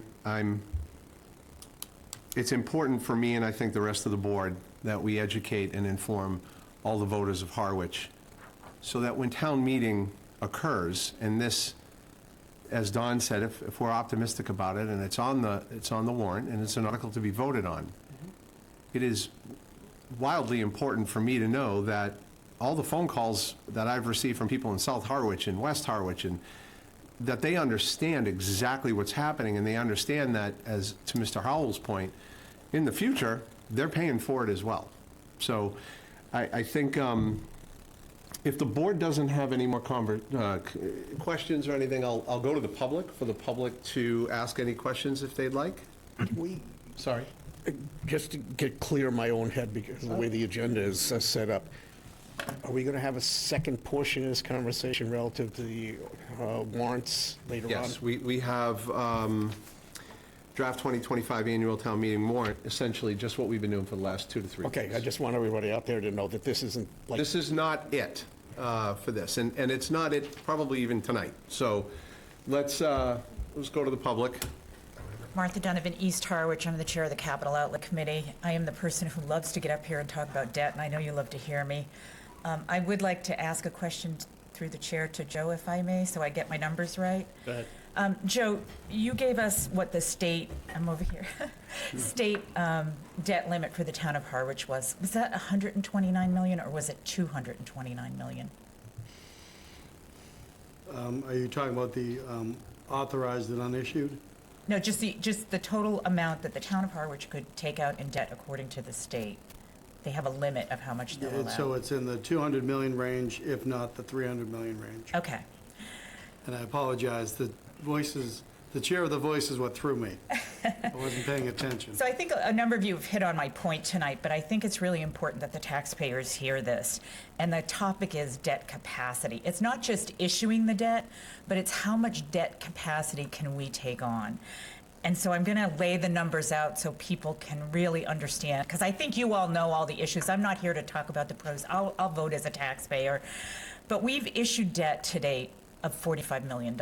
We can all, and I appreciate Joe so much for putting all these numbers out there over the last year or so, because now he's going to hate me because I'm coming back at him with some of these numbers. But we've also committed projects, but not yet issued the debt of 70, call it 75 million for argument's sake. So we're at 130 million. We have this year, just this year, if we approve at town meeting, about another 5 million in golf and fire equipment that we're going to put on the books. So we're now, if we add this project to it, that's 35 million roughly. We're at about 175 million. And if our number with the state, let's call it 250, we'll pick a number right in between where Joe said, we keep getting closer and closer. I would also say that all of those numbers are not final. All of those issued numbers are not issued but not committed numbers are not final, and they may come down and they may not. We don't know. But we have a 5-year capital plan, and then the 4 years, the out years, not what we're going to approve this year. It's a $50 million ask, and about $30 million of that would be debt. It's things like the harbor project, the DPW project, and a water project. So then our 175 is at 205.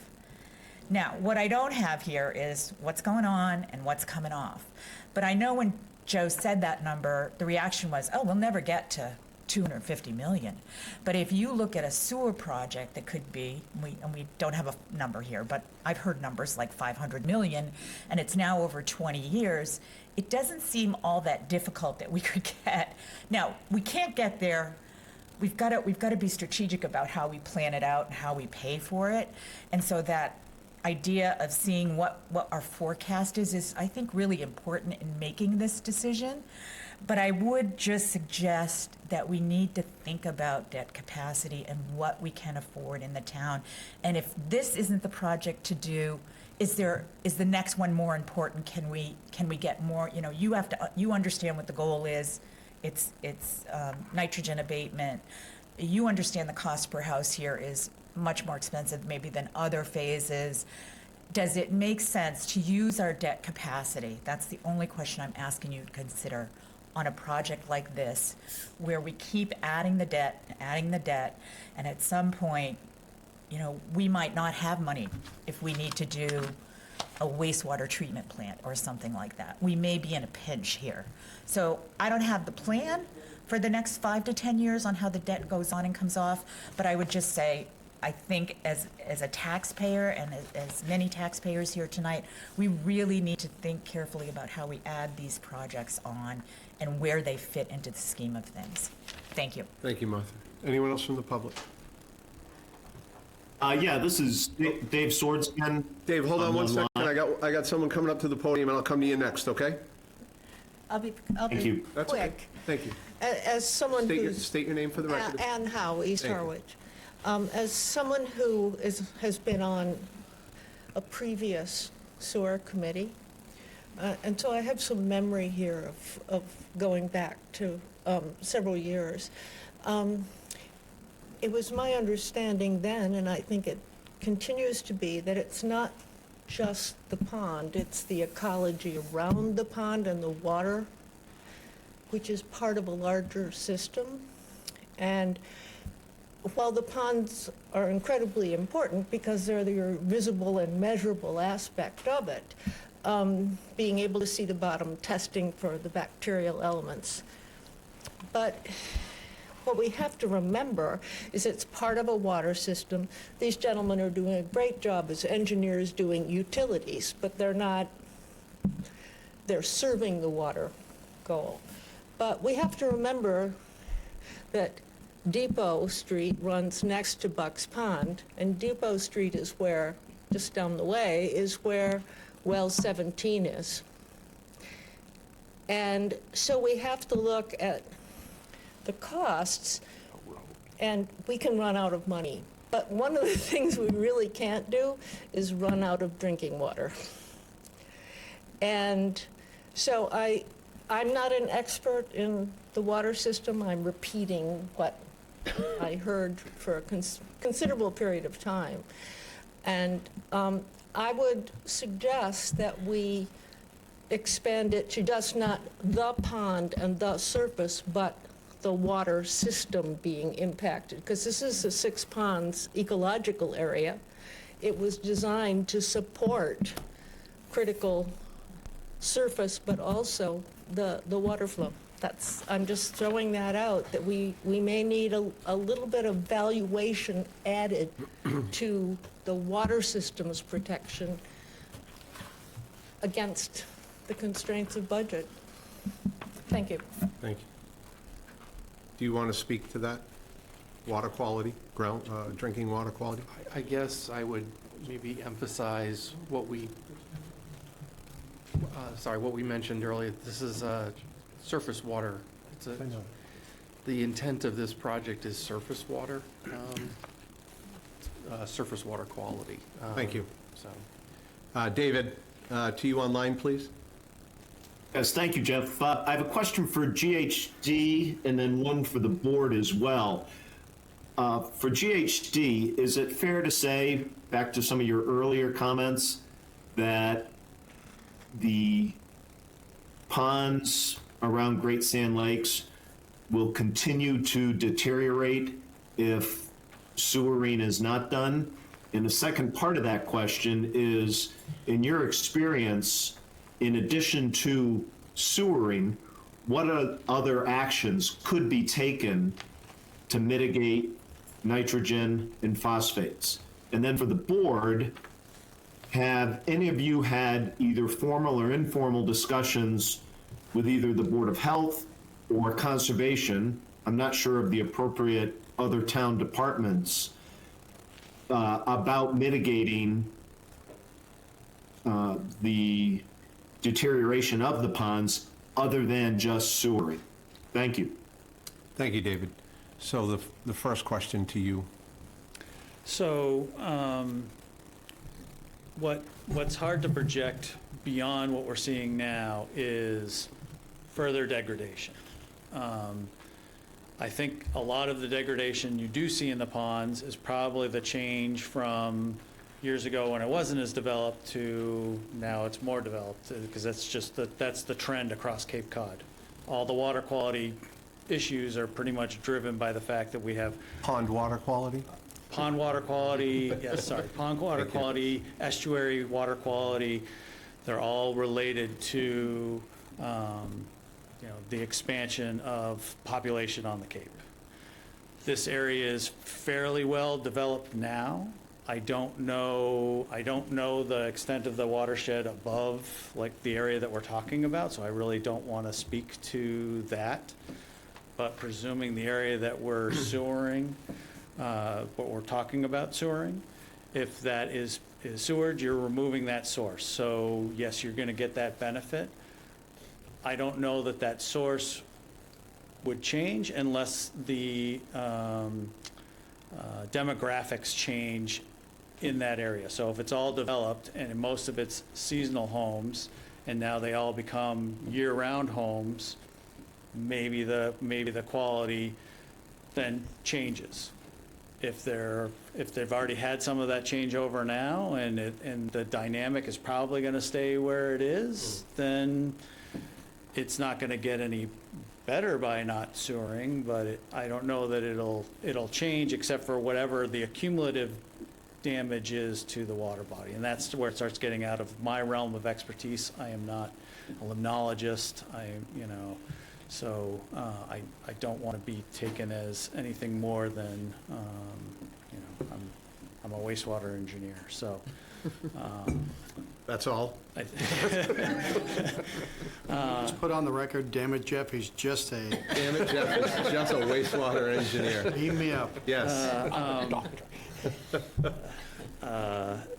And I can't remember if that got both of the, I think there were two parts to that question. David, you asked one question about, Conservation and Board of Health. and then the conservation and the Board of Health. So I can speak to that one if GHD has answered your question.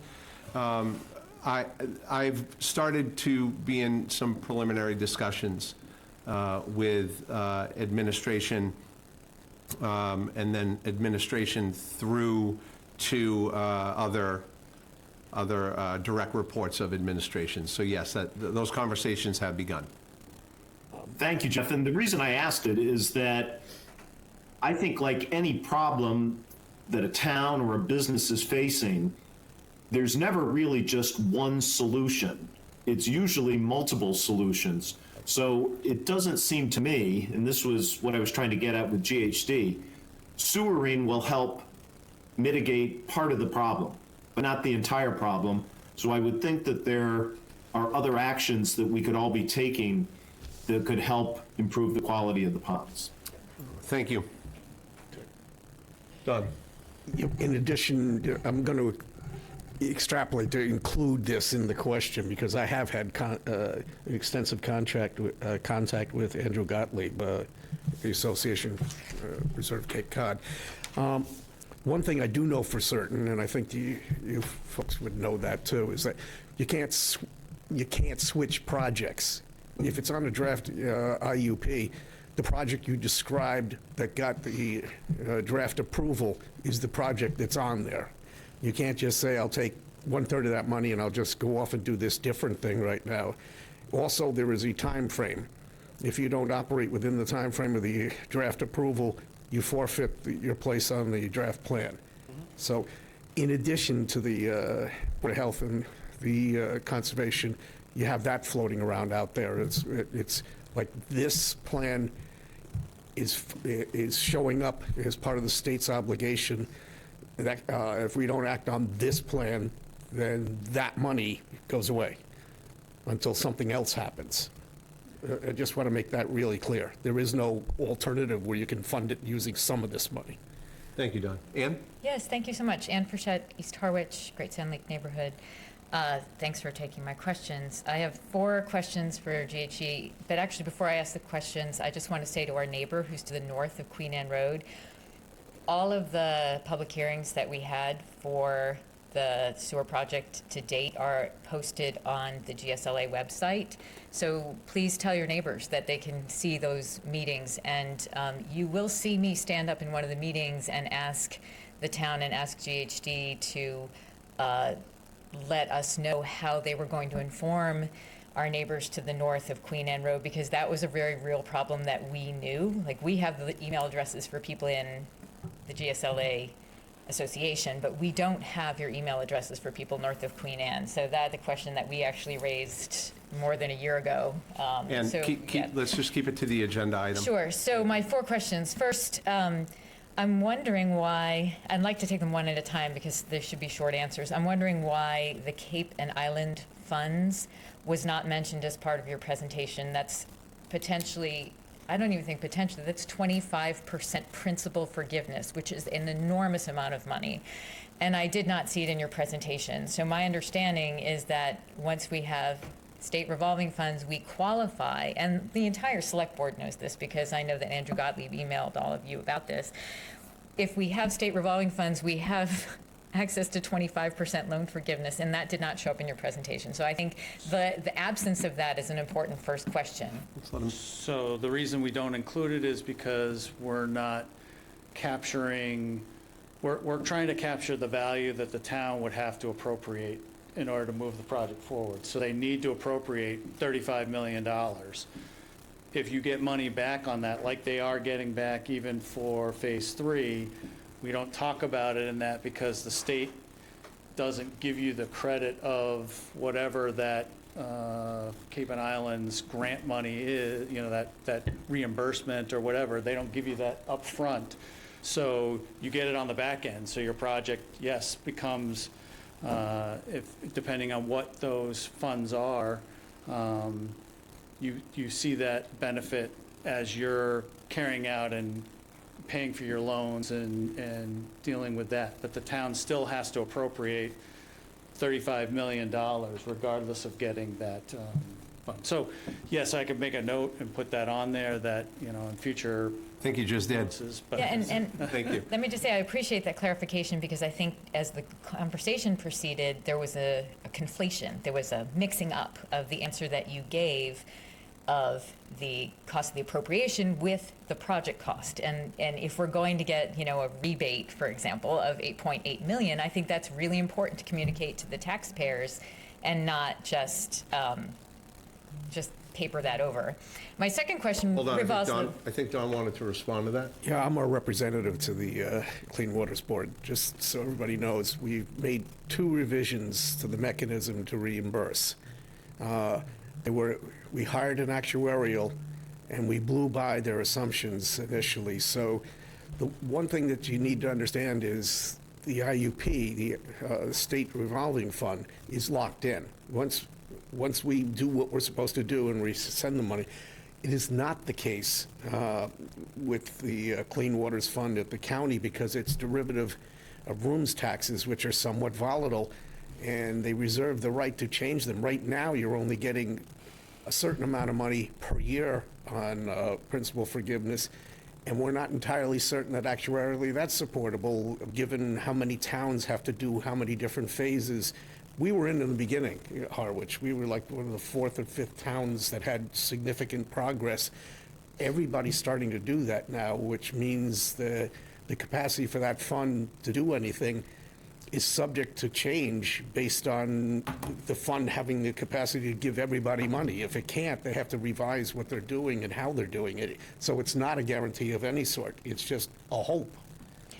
I would certainly hope that the taxpayers of Harwich would look into the Cape and Island funds for the answers to that question, because I do think it's really important to clarify the information there. Second, with regards to the Build America, Buy America Act, my understanding is that that act affects federally funded projects, and this is a state-funded project. And in addition to the mix-up there, I would also like to ask whether or not, if it does somehow, and I don't know how, but please enlighten us, it does qualify for the Build America, Buy America Act, there's a waiver system, and if the cost is going to be more than 25%, then we would qualify for a waiver. So similar to the lack of information about the Cape and Island funds situation, there's also there's a conflation of possible costs, but yet it's really confusing why there would be a conflation of costs if it's a state Let's let him answer the first, I think. So it question. is BABA is a requirement of SRF, and SRF is funded by the federal government. It's just the funds are dispersed by the states. So the states get the rules from the federal government, and it's I've done enough of the applications to know it's very explicit on what is required to get SRF funds. And there are a whole bunch of requirements, which we didn't get into all of them, but BABA is one of them. The town was able to get a waiver for phase 3 based on the timing and all that. The waivers are much more difficult to get now, and there's a long process in order to get those waivers, and we haven't worked through all of that. So at this point, you can't presume that you're going to get a waiver.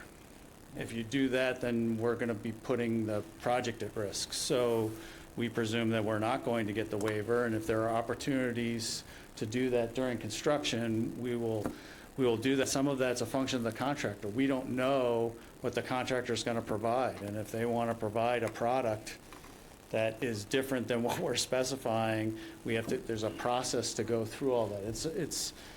It's complicated. Very, I'm sure. Thank you for the clear answer.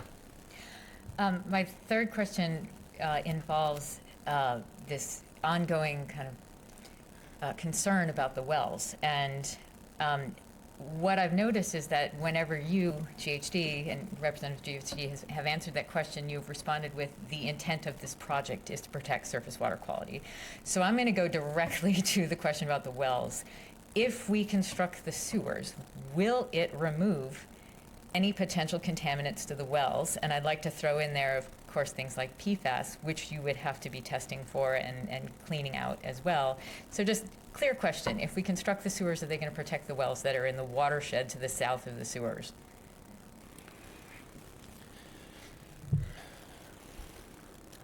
If you were wanting to protect the wells, you'd go closer to the wells. These are at the far end of the area that has any impact on the wells. So I can't tell you how much improvement it would have. I mean, there's no known water quality issues at the wells. So I want to say that. So there's no known water quality issues. There's no known water quality issues that this would be addressing. So you're saying if we were to sewer in order to protect our wells, this would not be where we would sewer, we would go closer to where the wells are? Thank you. Correct. And the final question, there was already a lot of select board discussion about the, if you want to call it like rephasing of this stretch of sewer from Phase 8 to now Phase 3A. And I've noticed that we have not really revisited the logic that was there when that decision was made. That was a decision that was made. That's how we got to the point of neighborhood meetings about household hookups to the sewers. It's not like we just decided to make this up as a neighborhood. We were actually in meetings discussing potential, engineers that could be involved in hookups. And now we're like back to square one. But there was a whole series of discussions about this, and I noticed that there's the reasons have been absent from this discussion. And one of the reasons was that there was unused sewer capacity that we were already paying for. So I'd just like to throw out the question of what happened to that unused sewer capacity. That was like one of the main reasons that Dan Pelletier told us over and over again that this project was locked in. He said there is no other place in Harwich that could potentially be sewered without the investment in a wastewater treatment plant. So, when you say something like, oh, we could build sewers closer to the wells, my understanding is that that's just pie in the sky because there's no wastewater treatment plant that could even go to. So I'd like to address this question of the logic of this process and whether it makes sense from the perspective of unused sewer flows to do this project next. Please. This was the Phase 3A area was one of the areas that was identified as part of the IMA, the intermunicipal agreement with Chatham, as a potential area that could send flow to Chatham. I think we've already mentioned the fact that it still needs Chatham approval to send it over there because it was not, the original intent in those discussions was to deal with East Harwich. And so the flow value that was provided by the previous consultant was used to establish the IMA with Chatham. And they gave a value of somewhere in the order of 300,000, I think is the number that is in the IMA. And so now we're looking at, well, what have we sewered in Phase 3? And what have we sewered in Phase 2?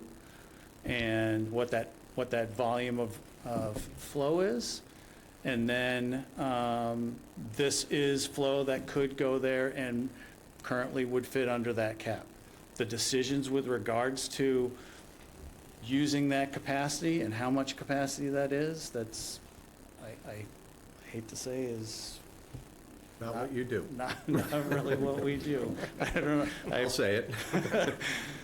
So I don't know if that answers the question. That, yes, there is some capacity, whether it's excess or what you've paid for it. My understanding is the town pays for the flow that they send to Chatham.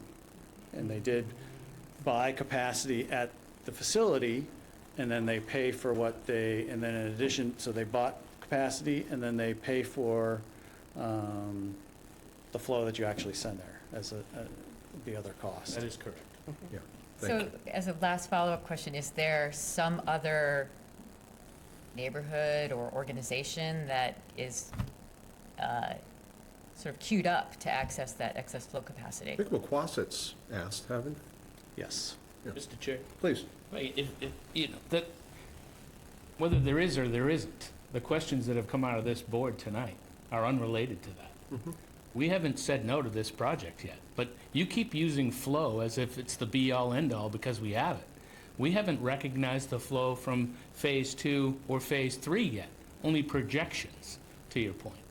So you can focus on that and then throw the scares out there about our wells, which if you just talk to our water commissioners and our wastewater superintendent, we have great water, award-winning water, as previously mentioned and then mocked by you for it, but the chair did send you the list. But just because we have this flow doesn't mean we have to use it right now. And no, there's nobody else queued up. Okay, thank you very much for your time. Thank you. Anyone else from the public?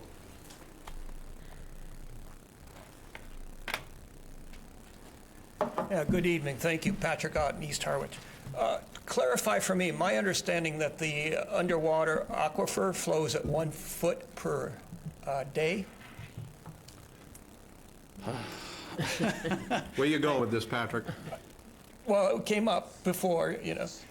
So about the timeline, so if my house is sewered, I'm 1 mile from the beach, it'll take 5 years for the clean water from my house to reach the beach. Just reflecting back on how quickly the ponds will be clean, okay? Just 1 foot per foot. Right now, we're all under the constraints of what the state has dictated in the CWMP, right? They're telling Harwich, the state is telling the Harwich what they have to do. And they've established the DL, total maximum daily load. What is your calculation for each house? What is the daily load of nitrogen that you are allocating per house when you select which houses are or are not sewered? So if you're talking about, so this project is primarily, would be addressing phosphorus. So there are other phases in the town, like Phase 2 and 3, that address nitrogen. I just want to understand. I'm confused. I thought you said you were sewering, so you're only sewering for phosphorus. So In this Phase project. 3A, the focus of Phase 3A is freshwater, and that would be phosphorus. So freshwater ponds are affected by phosphorus. Absolutely. And if the ponds were the focus of this 3A project, it's the phosphorus that they're chasing, not the nitrogen. Would that be fair? Yes. Yeah. So my poop doesn't have phosphorus in it, so you won't sewer my poop. No, it does. No, it does. Not compared to my urine. So, So I think the distinction is, for coastal estuaries, nitrogen is the limiting nutrient primarily. So all of the Massachusetts estuaries projects are based on the predication that you want to remove nitrogen. That means you're removing other things, but the target is nitrogen. So when you sewer, you're sewering anything that's in your wastewater is getting sewered and is going to the wastewater treatment plant, and depending on how that's designed, is getting treated to whatever the requirements are at that facility. In this case, the focus isn't necessarily to target nitrogen, it would be to target phosphorus, because phosphorus tends to be the limiting nutrient in freshwater bodies. That doesn't mean nitrogen doesn't go there, it doesn't mean that nitrogen doesn't affect them, it doesn't mean that phosphorus doesn't affect saltwater, it just means that on a more often than not basis, the limiting nutrient, or the one that controls how much eutrophication you get in any one of those water bodies, is driven by the type of system it is and what that nutrient is. And so in this case, it would be phosphorus. And when we're doing our load analysis for MEP and things like that, we have a calculation that MEP's kind of worked through, and that's the basis that gets applied to properties in coastal embayments for nitrogen management. We don't really have a similar calculation for phosphorus, because phosphorus tends to do two things. It gets caught up in the soils, and then after it gets to the point where the soils have reached their saturation, then it might move, but it moves at a different pace. So what has been sort of the rule of thumb, and again, I'm not the expert on this, but the rule of thumb has been they try to target things that are within 300 feet of freshwater ponds, because that's their primary focus of, that's the stuff that gets to the ponds fairly quickly, and other things take longer. And we do studies to see how long phosphorus might migrate through water bodies. We didn't do that here. That wasn't our task. That wasn't the driver of this. I know there was a pond study that was done before that I apologize, I do not have committed to memory. But the focus of this area is really to address that phosphorus load. That's why it was identified to sewer. That's why it was identified that the upper part of the watershed, which is primarily north of the ponds, was the area that was targeted. So how do you choose a house? How do you pick and choose which house will be sewered?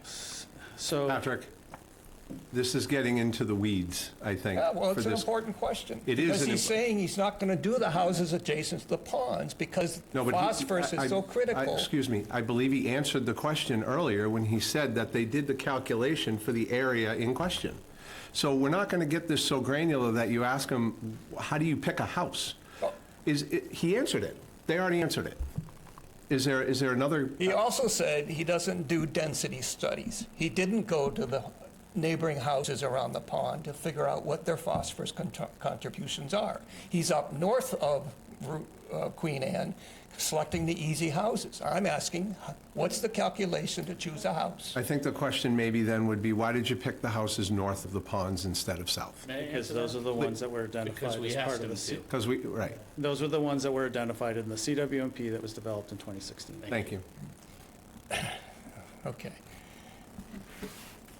Final question or comment. There are far cheaper solutions for both nitrogen remediation and phosphorus remediation than sewering. Talk to MassTech, MASSTC, Massachusetts Septic System Alternative Testing Systems. They have many alternatives for solving these same problems without sewering. Thank you, Thank you. Patrick. Anyone else from the public with new information or information that we have yet to hear?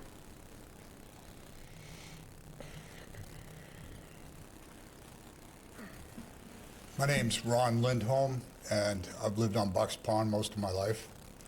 I wish I had more scientific or actual information. Most of mine is anecdotal. Having lived on the pond all my life, pretty much, I've seen the springs feeding the pond.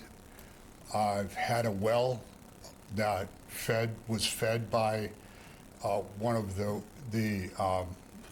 streams, underground water sources for the pond.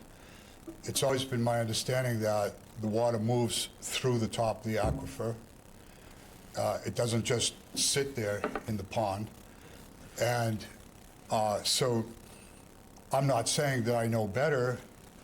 I'm wondering if there's an agency or someone, these gentlemen obviously know everything about what they are doing, but separating it as having nothing to do with drinking water and calling it simply surface pond water, to me, marginalizes the problem. Maybe it is that marginalized. I don't know. Like I said, my information is simply anecdotal.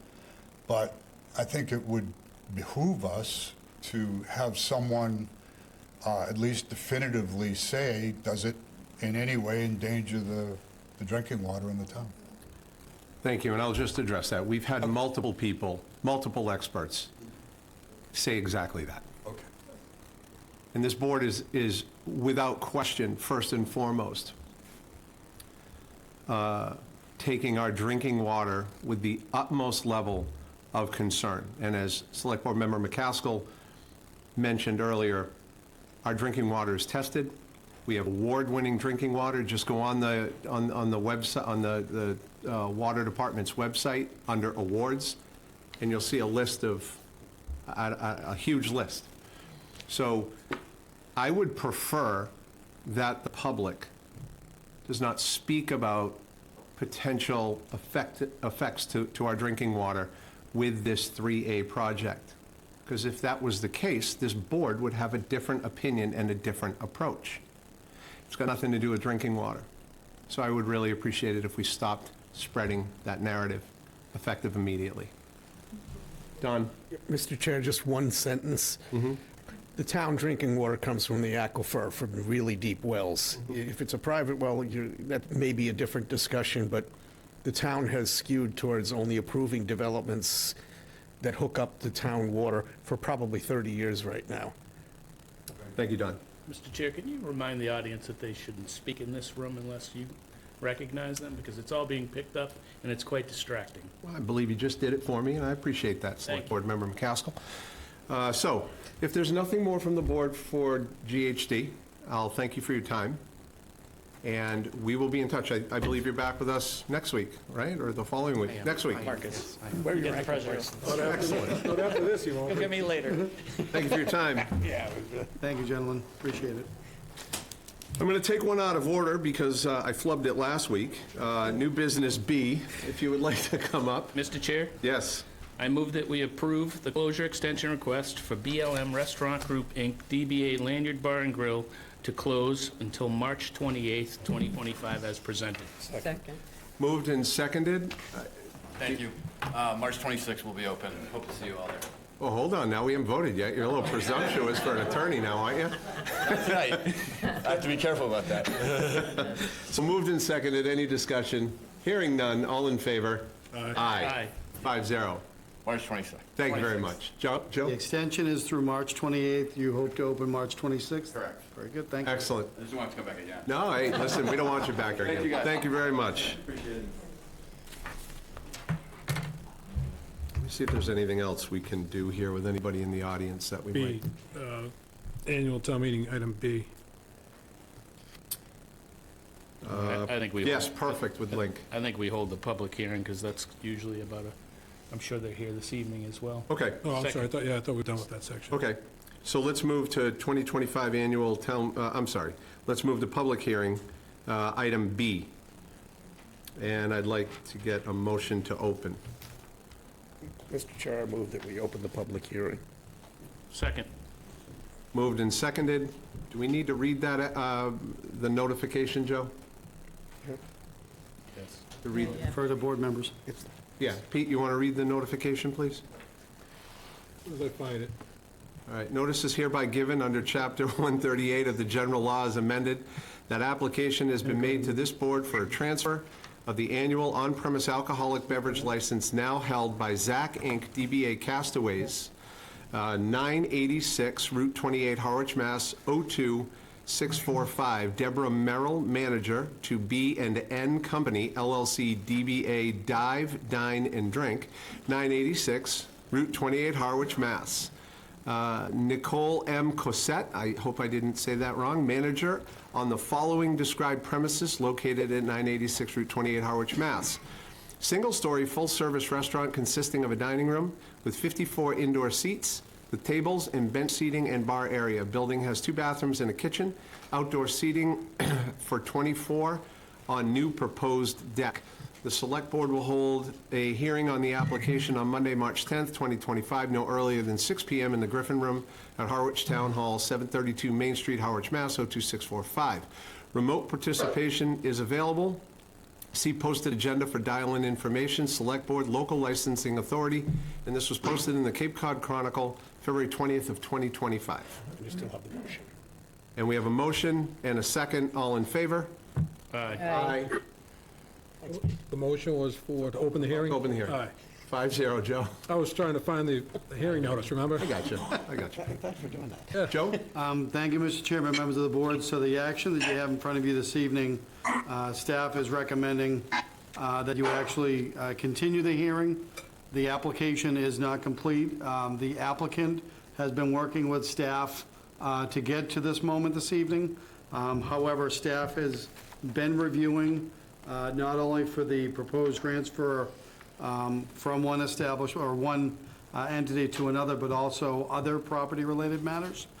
Specifically, in the licensing authority certification, the description of premises ends by saying seating 66/occupancy 104, and review by Tom Wingert, one of our building commissioners, has indicated that the capacity load occupancy is 76. So that matter is still being reviewed with the, I believe, property owner, with the licensed applicant and with staff. So it is not properly ready to go yet. The hope was that we could get to this point this evening. I can tell you that I participated with a number of staff in a conversation several weeks ago to get to this point. However, the applicant and the property owner were advised that it may need to be continued, and that is the recommendation of staff. I'm going to ask a question, Joe, if I could. Driving by there today, I saw that there was some work being done in the parking lot. Has that been approved? No, it doesn't impact upon the transfer per se, but it does impact upon the readiness of the property. In the conversation with staff, the property owner was advised that if they were going to impact upon the surface and the driveway, that permits would need to be acquired, as well as stormwater and other analyses. Those have not been applied for, which is my understanding. Staff's just confirmed. So your recommendation is to continue? Right. The salient reason for this transfer is because of the question on occupancy. Understood. Board? I have a question on process, if I could. Please. So the establishment's been closed for a while during this transfer, I assume. Is this a typical process where it's a, we require establishments to notify us upon closure? Realizing this is a transfer of a license and the entire business, is this a typical process, or do we typically get notified in advance? Well, I would say it's typical in that the town became aware late January, so this is an annual license. It was renewed in November in that process, so all of that was proper. It was renewed in November? Correct. Well, renewed in the renewal process in November for January. It was? So, correct, that's why the transfer needs to take place. Okay, I don't recall it being renewed, but you better mind. It's still in the name of Castaways, that establishment. So the town became aware of the property potentially closing down in late January. I think because of at the time, the proposed new property owner was talking with both community development and health on potentially developing the property, separate and distinct from a restaurant use. An application came in through administration, I think, shortly after that now became a scenario where we knew Castaways was looking to transfer, so that's why we would not invoke the non-use rule, if you will. However, there's a lot of complexities going on at that space that now impact upon this. So Castaways has indicated that they're not looking to operate. We're aware of a legal process that they want to go through. The questions now are more to the new establishment. And understood on the questions to the new establishment. I guess I just wonder, what would the time frame be, understanding that the current holder, to essentially close down and not make this determination to sell the business or transfer the license? Typically, you see probably 6 to 8 week maximum period of when you're aware that an establishment has closed down for some reason, and then you get a straightforward transfer application. Okay. I don't mean to say that as a pejorative, the word straightforward, but issues of occupancy on transfer is critical. So that's why when there's a disparity between the application and the information, that will slow it down. And I'm sure there's some other questions, but do you have a recommendation on continuing, the continuance? Yeah, I think if you continue to your first meeting in April, we can evaluate with the applicant, with staff, and with the property owner to see if that's still valid. I would say right now the key considerations are you've met all your obligations under the public hearing requirements. So, you've done your notice, you're at the public meeting, you're talking about it now. So there's no greater requirement if you continue the hearing. Any other board members? Make a motion on the continue? Mr. Chairman, may I be heard on this? I'm sorry, yes, sir. Applicant? Yes, sir. Yeah, Attorney Sem, Icanian, offices in Marlborough, Massachusetts. Thank you for taking the time. I just a little bit caught off guard on this because my staff has been working with your staff, your office, and they've been great. And coming into this, we were under the impression that we had a completed application ready to be voted on. Now, there is a little bit of a twist to this, and I just want to, I mean, you know, at the end of the day, extending the public hearing is not the end of the world, and you know, we can deal with that, but I just want to make sure we have an understanding based on one of the things that happened was the applicant wishes to increase the capacity, the seating capacity at the restaurant based on outdoor expansion of a deck. And it was decided by my client that we should first just get the license assigned as is with 66 seats. And then we fully realized and planned to file with the ABCC a modification or a revision of that license, which would of course eventually have to be approved by this board for the increase. So that was how I came into this meeting. So the news, so I'm not sure who the gentleman that first spoke, if you could just maybe expound on that so that so that we can, you know, do the homework that's necessary so we're not wasting everyone's time in April. Thank you. Joe? Sure. The application, well, the licensing authority certification, so that's the document that I'm looking at. This is if the board were to approve the transaction this evening. It is requesting description of premises, which is written by the applicant, not by the town, is a single-story building with bar, dining room, kitchen, and 2 bathrooms, complete basement, drive-under garage located on 1-acre lot. Entrances/exits consist of front door, 2 side doors, and cellar door leading to outside. Seating, 66/occupancy, 104. So part of the standard operating procedure, as I'm sure the attorney knows, for every municipality is for staff to review the application and to give any guidance and direction to administration to then advise the board.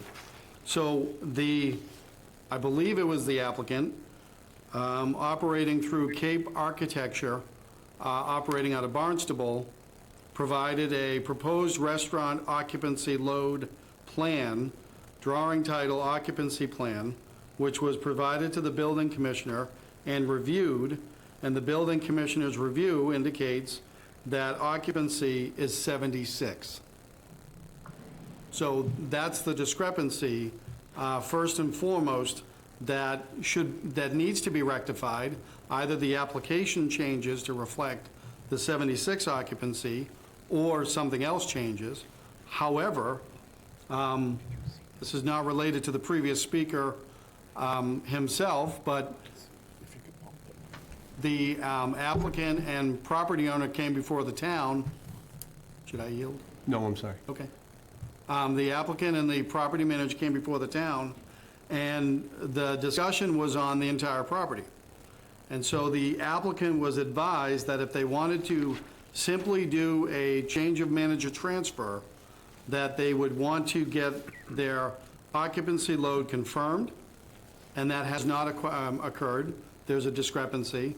But further, that they talked about impacting upon the property by tearing up the driveway and the parking lot, and they were told that if they were to do that, it would trigger another set of reviews and plans.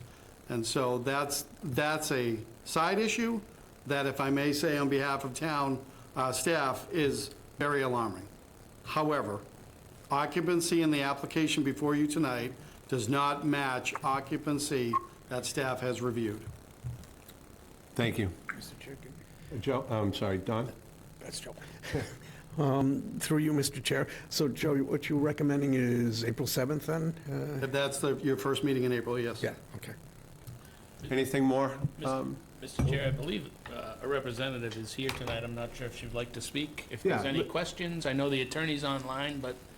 Let me make sure the attorney's done, and then certainly go to the... If anyone else wants to speak, hate to... Is it Sam? I'm not going to try to pronounce the last name. I'm so sorry. I wouldn't do it justice. Do you have anything more that you want to say?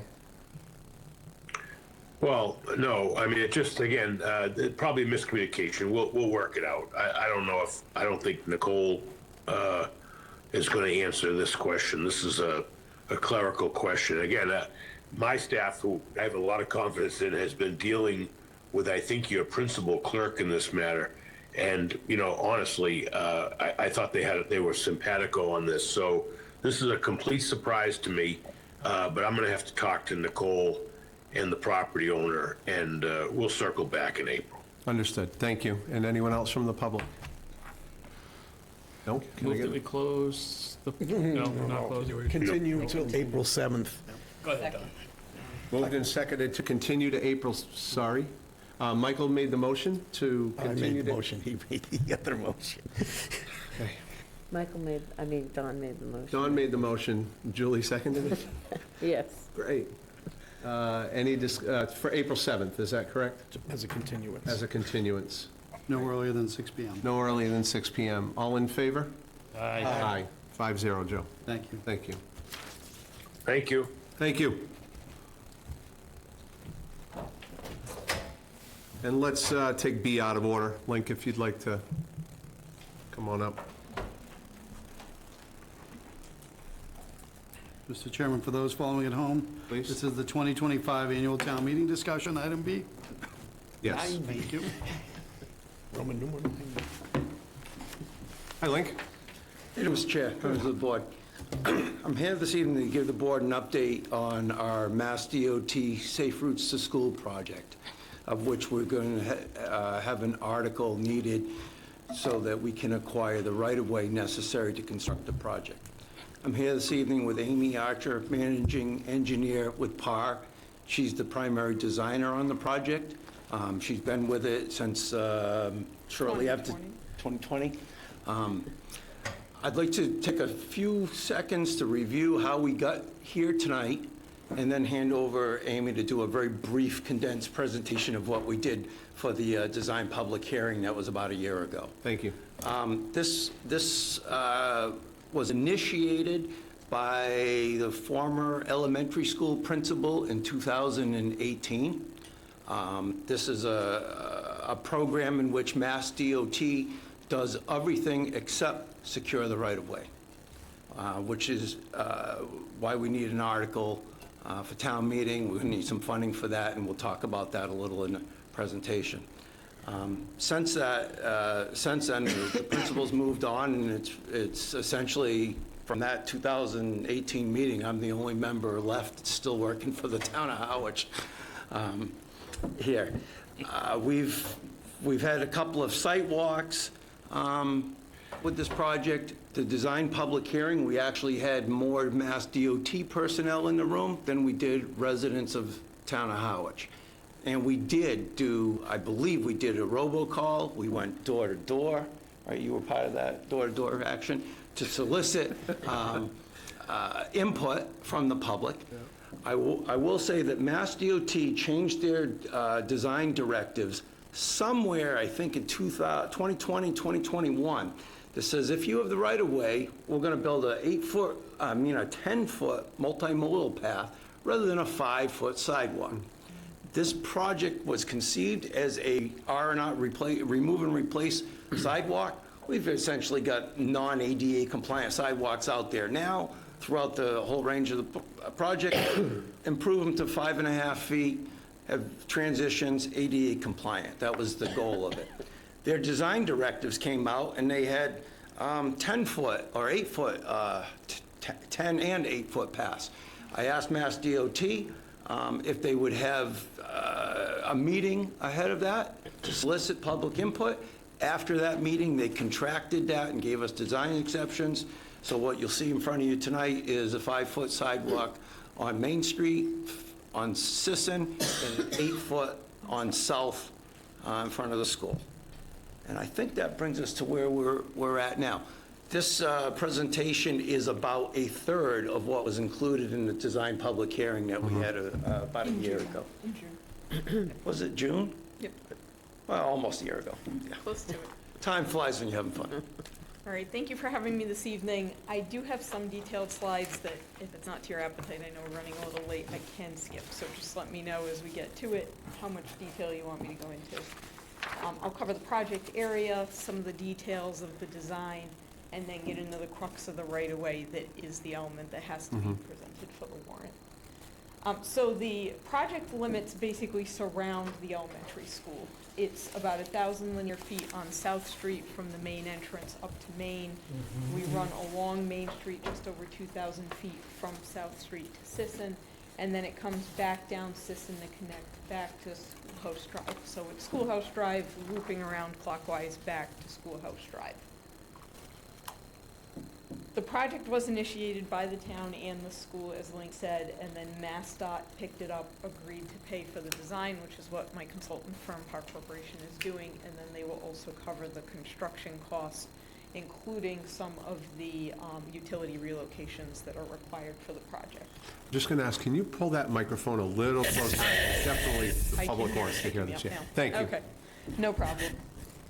So there were three primary reasons that we were initiating the project. The existing sidewalks in the area of the school did not meet ADA compliance to begin with, especially with the latest PROAC. So we want the sidewalks to be at least 4, ideally 5, and as Link said, that shouldn't include the curb. So with the curb, 5.5. You can see one of the areas there where the sidewalk is only 3, and that's right near where the school's main entrance is. So that's the primary point where we have the most students walking the greatest need. Additionally, a lot of the sidewalks lack appropriate ramps. They definitely don't have tactile strips. The image on the bottom is what we want them to look like, so you can kind of see the difference between the two. Another element we had is there are some crosswalks within the project limits, but they frequently weren't at the desire lines. So we have students crossing in areas where they're not protected, and then crosswalks marked where vehicles are looking for kids crossing where no one's actually crossing. So we're trying to rectify that. We're trying to make sure that all of the crosswalks are in appropriate spots and meet sightline requirements. And then the final component, and this is one of the elements that went back and forth with Mass DOT, was to what extent do we try to accommodate bicyclists? We do have the Old Colony Rail Trail just to the north paralleling Main Street, and we wanted to have the ability for kids to go to and from that. Ultimately, it got scaled back from what DOT wanted. We are going to provide a crossing on Main to Island Pond Road, and then the students continue up Island Pond Road to get to the trail. So to walk through the design, I've got 3 quick slides, and then like I said, we could go into more detail if you want. On South Street, since that accesses the school's primary front entrance, that's where we expect the greatest number of students. They're going to kind of coagulate, accumulate at that area. So this is where DOT wasn't willing to fully back down from wider sidewalk. They wanted the 8 feet as opposed to the typical 5. So we are proposing granite curb to provide some deflection from vehicles entering that sidewalk space. The grass buffer that's there today will be removed and replaced with wider sidewalks. So the grass buffer and sidewalk will now be an 8-foot sidewalk. Along Main Street, it's very similar to what's there today. It is generally a reconstruction, making the sidewalk 5, keeping a grass buffer, and then a berm along the edge of the road. So between the berm and the grass buffer, there's a 5-foot offset from the road edge to the sidewalk. The sidewalk itself will be 5 feet. There is a wetland on the south side of Main Street, a little bit closer to the western end than middle, but not far from the middle of the stretch that we're improving.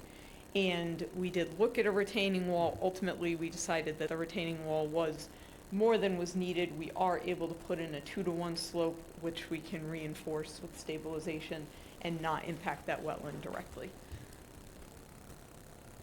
On Sisson Road, we are reconstructing and expanding sidewalks. So there are some gaps in the link on Sisson. It doesn't go all the way from Main down to Schoolhouse Drive. So we want to make sure we're putting sidewalk in the stretches that are missing it today. We're going to improve it on the west side of the road from Schoolhouse Drive to parallel, and then it transitions to the east side, similar to the way it does today, to make sure that we don't have any impacts to the historic property that's on the west side of Sisson, right near Main Street. That's the gist of it. The next 10 slides do walk through the plans in just a little bit more detail. If you want me to kind of glaze over those, I can get to the crux of the right-of-way component. I know it's really late. Yeah, does the board have any questions to this point? Crux is good. Crux? We're all about the crux. Sounds good. Thank you, Pete. As Link said, we did present those in detail at a design public hearing, so if any of the residents wanted, they had an opportunity to ask questions. But we wanted to go over how properties will be impacted. There are a lot of regulations within the state that require them to make sure that the property owners understand what's being impacted on their property, why the project impacts those areas, and then it's up to the town to acquire the temporary and permanent easements associated with that. So what we have, based on the 100% design, which was completed a few months ago, the right-of-way now includes 1 fee taking. That is actually a kind of a memorialization of an area where the roadway paved at the parallel South Street intersection actually extends beyond the existing layout. So it's just a correction, really, to make sure that the layout accomplishes covering all of the pavement that's currently there. We're not actually changing that intersection, but it extended beyond layout. That is the only fee taking. There are 9 permanent easements. They're associated, a few of them are for the guardrail along the south side of Main. So in the area where we need that slightly steeper embankment to avoid direct wetland impacts, we're putting a guardrail. Some of the permanent easements are for that. A few of them are for signage. The signage ones are between 10 and 50 square feet. They're very small components.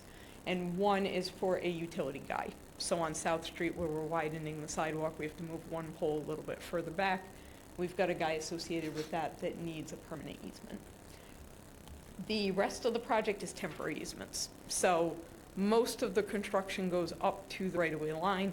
In order to install the sidewalks appropriately, we need to grade just a little bit beyond that. So there's temporary impact to the properties adjacent to the sidewalk, just for the grading. Once the project's done, all those properties will be returned to what they are today. So those are all relatively small. They're sliver takes near the back of the sidewalk, just for those temporary purposes. If I may, Mass DOT has a policy of if we need land up to a certain point, 5 feet past that, so that their workers cannot be trespassing while they're constructing the project. That's why there's so many temporary easements. Thank you. So what's next for the project? We do have one main component left for the design. We had submitted an NOI to Concom for the work within the buffer of the wetland. We have to go to them in April. I believe their meeting's on the 16th. So we're going to be on the next Concom agenda in April. We didn't have any MEPA review for this project, and there were no historic or cultural impacts, so that'll be the last piece of the permitting associated with it. And then just a real quick overview of the ultimate schedule. We're looking to wrap up all of our design and advertise. We said summer, that may be early fall, but it will be before the end of this year, and then construction could begin next spring. It is just about a mile total length of work, so that may take into the following spring. The contractors are going to work with the school's schedule. I know that they were intending not to be near the main entrance when school's in session, so they're going to try not to start work until school gets out for next summer along Main Street, at least, South Street. And I think that's everything we had. If you have any questions, we can go over it. Well, thank you. I'll go to the board. Anybody want to start? Julie? How long is it going to take you to move the pole? Isn't that going to take you a little while? A lot of times they'll do the poll in advance. So this, I believe the latest project value on this was 2.2, something in that neighborhood. Mass DOT pays the utility companies to move their infrastructure these days. If you notice the sidewalk project on Route 28, you notice there's 2 new poles going over the Cold Brook. Yeah. I'm shocked. We were out at a utility meeting 3 weeks ago, walking the property. We said, this is a priority. Wow, that's great. And it happened. So fingers crossed we could get some similar treatment here. But they're being paid for. They're not No, that's just good, yeah. told to I move. just know it usually takes a long time. They also have, Mass DOT has a policy of having bi-weekly utility coordination meetings. Okay. And that's to keep communication open and let them know that we're not going away. Anybody else from the board? Pete? If I could, so how many trees are coming down? So we are under 5. Yeah, it's under me. Of aggressive, yeah. And, yeah. Within the public right-of-way. I believe there are 2 beyond the public right-of-way that are not counting towards the MIPA threshold, and we are looking to mitigate those. So the final plan is going to show new trees to replace the ones that are being removed. So if the sidewalk widening will hit it, we'll just move them back an extra couple feet. We'll probably go to at least 5 to 10 so that the new roots don't crack up your new sidewalk. I would just anticipate some pushback. For the new trees or for the? Yeah, for taking down the old, putting up the new. Just my thoughts. So I understand your thought process is starting spring of 2026, and I get, all right, we don't want to probably do it in the middle of the summer, yet at the same time, the spring of 2026, the school season begins. This doesn't seem ideal either. But with all that said, who cares? What do you think the actual duration of this project is? So they think it may go just more than one construction season. No, right, but forget that, right? So skip the gap in the middle. What's the duration of the actual project? For the construction? Yeah, so again, if you take away the gap with it, they're Where gonna they skip the close for season, the yeah. winter? Yeah, I think they're figuring 10 to 12 months total. Really, that long? Okay. Yeah, they had another contractor do, they call it a construction time determination, and that's what they came up with. And the subsequent work is, I believe, the 2 RFPs are the last piece they were intending, rapid flashing beacons, like you have a little bit south of the study area, and then the plantings. So some of the components that they want to make sure they're doing not even close to the winter so that they thrive and they grow, and they're not impacted by the other construction, they'll do the later part. And they don't want to do the summertime?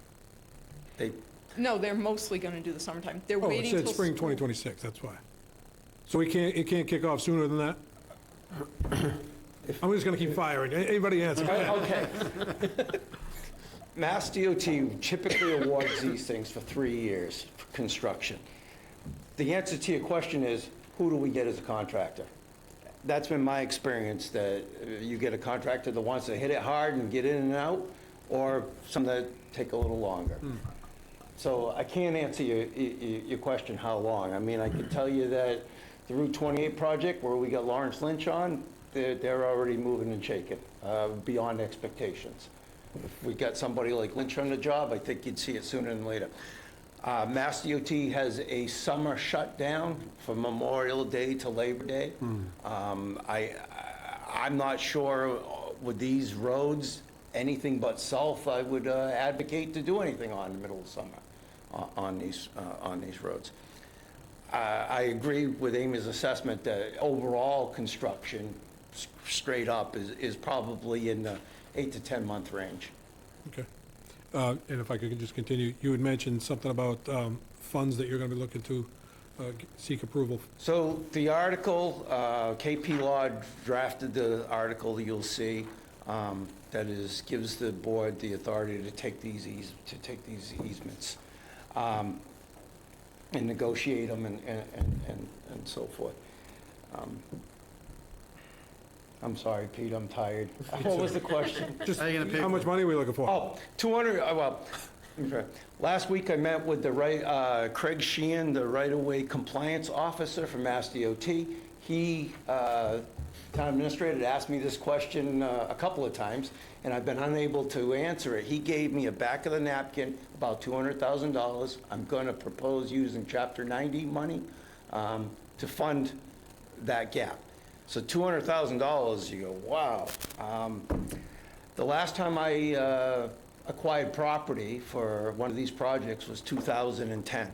What's happened to property values since then is essentially, I'm figuring about $50,000 in appraisals. The feds mandate 2 appraisals per property, even for temporary easements. And Craig's number was, he estimated about $200,000. Wow, wasn't the word that came to mind, but thank you very much for that answer. Anything else? Thank you, sir. Anybody else on the board?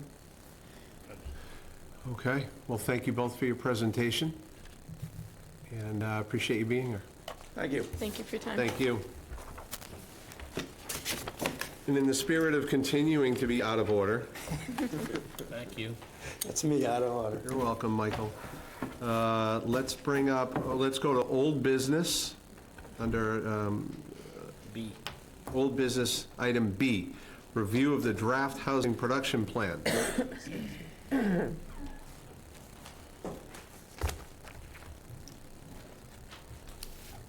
evening, everyone. Mr. Chair, Hello, how are you? I'm doing well. Great. So we did our second set of draft edits, so I'm hoping that if the board has any questions or any additional issues, that we can vote to approve the housing production plan and to submit that, with your permission, to the Executive Office of Housing and Livable Communities. Thank you. I'm happy to make a motion unless anyone has any follow-up. Discussion going? Yeah, I'd like to discuss. Yeah, we'll get it. You want to wait for the motion, or you want to go before the motion? Doesn't matter, I just thought I just want to see make sure what's in it. I saw that you did, through you, Mr. Chair, revise the section about scatter site housing and infill housing. In the unmarked version, marked up version, I can't put my hands around identifying infrastructure roadways. I know that it's there in the marked up version. Yes, and in the,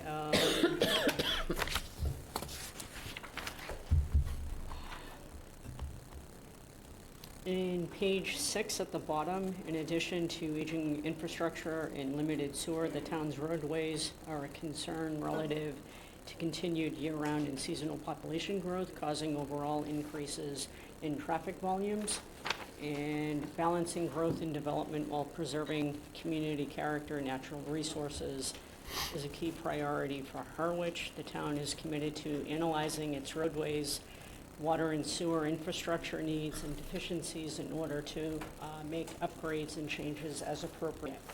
So that's from page 6 to page 7. Okay, that's the one. That's one. I hadn't caught this before, and I don't want to open up another front because there's a certain amount of this that's. I've made this point before. It's going to go up there, and it's just going to sit in a file cabinet because that's pretty much what they're doing at the state. They prescribe what they want to see, so we pretty much have to give it to them. And we spend a lot of money doing this so far, so I don't want to hold it up, but. The commercial and industrial uses, we've got a really tiny commercial zoning area. I mean, I'm hoping that we're not committing to retrofitting that to residential because whereas other towns like Dennis, even Chatham, Chatham has 2 industrial parks and they've got 2 zones for industrial activity. And it's calling here for commercial and industrial uses that should be primary targets for residential conversions. What page are you on, Select Board Member Hull? It's in C on page 7. Thank you. No, 8, I'm sorry. Okay. Thank you. Under C, okay, highlighted. Yeah, it's highlighted. Yeah, thank you. I'm just trying to get at what that means because we've already, in a certain way, I mean, we made that into a mixed-use district, I want to say about 15 years ago, somewhere in that area. But we keep a contraction of the one area where you can have people that aren't making $16 an hour on a cash register. So I'm just concerned that we don't have much of an industrial zone anyway. Yes, and actually, Mr. Chair, if I may, through you. Absolutely. The industrial zone doesn't allow residential use, so that actually, we should have crossed that out, and I missed that, so if it's okay with the board. Yeah, that's why I'm bringing it up. To remove that. For the commercial uses, I know as part of the local comprehensive plan, looking at land use and also some of the infrastructure issues relative to the roadways and town sewering, if there are opportunities to do extensive planning within those village areas, particularly the Commercial Highway 2 district, as well as Harwich Port and Harwich Center, if there are further opportunities for mixed-use development or infill development, we would like to really look at those areas to allow for more concentrated development. But you're That's going to less X out the impactful to industrial. the town's resources. I'm sorry? I get all that. You don't have to get into that part. All I'm saying is you're going to X out the industrial uses. Yes, because in the industrial zones, and there are several, that does not allow for any residential use. So thank you for catching that. That's it. Anyone else on the board have comments? Only comment is thank you. You spent an awful lot of time dealing with my terrible phone service and internet connections in Maine, so I appreciate your patience and all your revisions. Thank you for listening. Thank you Great very job. much. We appreciate the input, and we really do. We're really excited to submit a product that's endorsed and supported by the board. We've been really impressed with the level of engagement from the select board. So thank you, all of you, for your time. Thank you. I have one more. Please. And it was coming. You and I had a long conversation about the shy list, and you did alert me, and Brianna's working on the shy list. It really bothers me that there's properties that have probably fallen off over the years that have come off of our percentages that are still paying the half taxes. We are looking into that. I have reached out to the assessors, the assessing department, and the director, myself, and I think Brianna, and the chair of the assessing, the assessors, I'm sorry, the chair of the assessors, we will be having a joint meeting to go over the list and to evaluate, just factually what's been paid, what hasn't been paid, so that we have a list of data that we will then submit to you for your review. Thank you. And Mr. Chair, I'd ask that you track that, because the sooner rather than later, we definitely, I see some potential of people coming on or staying on that will increase our number, and I think that's extremely important to not show how far backwards we've gone, because we really haven't. Thank you, Michael. Don? Thank you, Mr. Chair. And as I've expressed to you directly, I'm coming from a different direction than Michael is. And none of what you just said applies to what I'm saying. To the extent that at least one of the large providers has something that came off of its deeded restriction, and the shy list is based on that, they nonetheless have a contract with HUD that precludes them charging any more than 50% of AMI. And I've asked, and I would like to ask that publicly, that you get in contact with the Executive Office of Housing and whatever the heck the rest of the letters stand for, because if I learn that, they're going to change it anyway.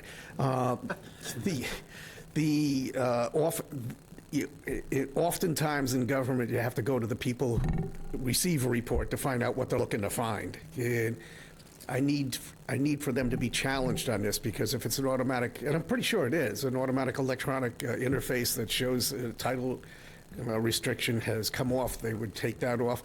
But that doesn't tell the whole story, and I'm pretty sure that they're not aware of the other situation. So you would need the documents, and you would need to know what they need to see. Correct. In order to get to that point, but it has to get out of this building to do that. Yes. And to your point, we will look into the level of restrictions that are with each project as well, just to make sure that the number of units are in fact factual and up to date. Because I definitely agree with Selectman McCaskill. I mean, we can't afford to go backwards, especially if it's something that's it's purely an academic endeavor if it's brought to their attention. Because the shy list is something that they count on for progress to occur. Yes. Anybody else? Pete? No? I move that we approve the housing production plan, the revised housing production plan. With the deletion of the industrial Oh, zone. with the deletion of the industrial, as Second. noted. Moved and seconded. Any discussion? Just a quick comment, if I Please, could, yeah. a couple comments. One, I'd like to thank the town employees who put effort and time into creating this document, the committee that was assembled. And what I would say is that the document today is better than it was a couple months ago when we saw it. And so I think sometimes when there isn't unanimity amongst us, it's somewhat, deemed to be as if we're trying to not support a particular item or a particular project, and that's not the case. when you have 5 different people sitting on this board, there's clear, and there should be 5 different opinions that come before us. And so again, I'm pleased with the end result. I appreciate the effort from Selectman McCaskill and Selectman Howell to continue to engage with you folks at the town and the committee level to make the enhancements to this document. Overall, I still have concerns with, the Commonwealth of Massachusetts and what they do with these documents, but by no means am I looking to delay this any further, and the plan has my support, so thank you. Thank you, Pete. Any other board members? Well, I'll just say this. Thank you to the entire local planning committee. Thank you to you, all the employees. And I think this was such a beneficial exercise for the town of Harwich. It got communication, it sparked communication, it sparked ideas, it sparked new direction for the town, and the big one for me was community involvement. There were an awful lot of people in our public who came together and gave you their input, their ideas, and their suggestions, and we couldn't have done it without the public who participated. So that's all I wanted to say. We have a motion, a second, no more discussion. I'll do a roll call. All in favor? Pete? Aye. Don? Aye. Julie? Aye. Michael? Aye. And I'm an aye. Thank you very much for your time and Thank you for your support. time. I appreciate it. Mr. Chairman, members of the board. Please. You're almost done with out of order. Could draw your attention. How many more things are there? New business item D. And if I just, Mr. Chair, the next time we have Christine here, can we please put her first? Yes. She seems to be here till 9 more often than most. I'll put you in charge of reminding me. Thank you. Yep.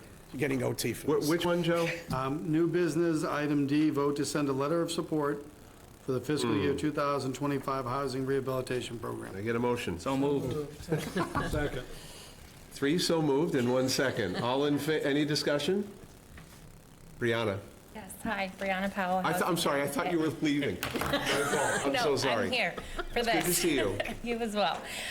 So I wanted to share how the funds from the fiscal year 2022-2023 grant has helped Harwich residents, so that's wrapping up in June.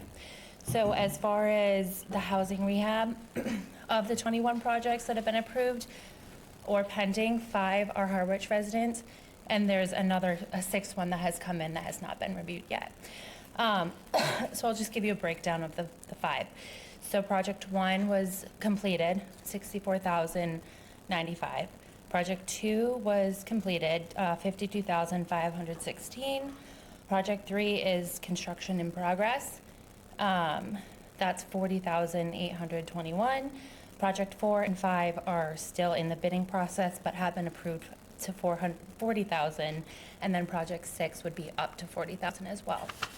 And as far as childcare assistance, there are 7 children in Harwich benefiting from the program, which is 1/3 of the vouchers that they have. So just for your information. Great. Thank you so much. Yeah. So we have a motion and a second. No more discussion. All in favor? Aye. 5-0, Joe? Thank you. Thank you. I might as well. Can I get a motion on new business C? I move that we approve a 2025 special permit for one-day entertainment permit for Cape Farm Supply, 1601 Factory Road, event to be held on June 28, 2025, from 3 p.m. to 11 p.m. With live recorded music and amplification. Second. Moved and seconded. Any discussion? Hearing none. All in favor? Aye. No opposed? Sorry, I didn't. Okay. 5-0, Joe. Thank you. Mr. Chair, Yes, Michael? I move that we vote to affirm the town administrator's recommendation of John Harker to the position of Harbor Master effective March 31st, 2025. Second. Moved and seconded. Any discussion? Joe, do you want to say anything to this, or? Yes, John is a fantastic individual, wonderful family, and I think you're going to have the sense of deja vu, that our harbor master named John spent more than 20 years in the Coast Guard. No, we're not talking about Rendon, we're talking about John Harker. But cut from the same cloth, very excited about this appointment, and certainly urge you to affirm it. Thank you. Moved and seconded. Any other discussion? Hearing none. All in favor? Aye. 5-0, Joe. Thank you. Thank you. Anybody else want to throw anything out at me? Okay. It's been hell on the computer. It's back and forth. All right. It's because you have that thing with the Well, yeah, it's the thing. touch screen. So new business is done. I think we are now at 2025 Annual Town Meeting Draft, 2025 Annual Town Meeting Warrant. Votes may be taken. I'll let you take it away, Joe. Thank you, Mr. Chairman. So you should have in your packet the tracking sheet. I will put out that numbering should be taking effect next week. And if you look on the tracking sheet, we have several items that were included for discussion and potential votes this evening. Now, I will say that most of them are related to either capital outlay or other financial matters. I know that we're striving to get the capital outlay committee together late this week, Friday, for their discussion on funding generally. So just turn it back to you folks, Mr. Chairman, if there are any articles that you see highlighted that you wish to discuss and potentially vote to support. Can I? Please, while I'm looking. Thank you. Can I go back to the earlier discussion? I mean, and I don't expect to resolve it tonight, but I would like to at least lift the position about even placing for Great Sand Lakes, just reconsider it and leave it at that, and so we have any more questions next week, we can answer them, but. So I'll move that we reconsider last week's vote Second. on the Great Sand Lakes It article. has to be somebody in the majority that makes the Correct, motion. that's why I'm. that's So what I'm doing. seconding it, doesn't have to be. You did not vote last week on the town's article. Yes, we did. No. No. 2 weeks ago. It was 2 weeks ago. Correct, I was not present. All right, it Yep. was 2 weeks ago, but we voted to not place. I made the Right. motion, and it was turned down. So I'll move I move that we reconsider the Great Sand Lakes vote from 2 weeks ago. For clarification, I'm not a parliamentarian, but I believe we have one on staff. I could be wrong, but I don't believe reconsideration is the right term. At this point, we want to rescind the vote, Send the vote, right? because reconsideration has to happen the same evening. Again, I could be wrong, but I Oh, defer pretty close, to. pretty good. You have your own rules and regulations, you rely upon Robert's Rules of Order, per se. If I understand the act of the Select Board, we're talking about what is under the financial articles, F-17 Great Sand Lakes wastewater construction. And I apologize, I've been using Phase 3A, that should have been in there. Phase 3A construction project. 6 1/2 dozen of another. If you vote to rescind the previous vote, it brings it back before you. If you vote to reconsider, it brings it back before you. So I think, generally speaking, both require a member from the prevailing side, and both require a straight majority vote. Okay, thank you. But I really appreciate the commentary. You made a parliamentarian happy. Just giving you an opportunity tonight to show it. Huzzah! So we have a motion and a second. And I just want to make clear, Mr. Chair, I'm not anticipating we may take the second action Oh, no, I about understand. placing, but I just want to make sure that it's a good faith show. We can say that we're removing our specification that we are not placing it and just leaving it as an open item right now. Moved and seconded. Any discussion? Sorry, then I apologize. I have to rescind. Correct. If you're not reconsidering for another action, you're rescinding the vote.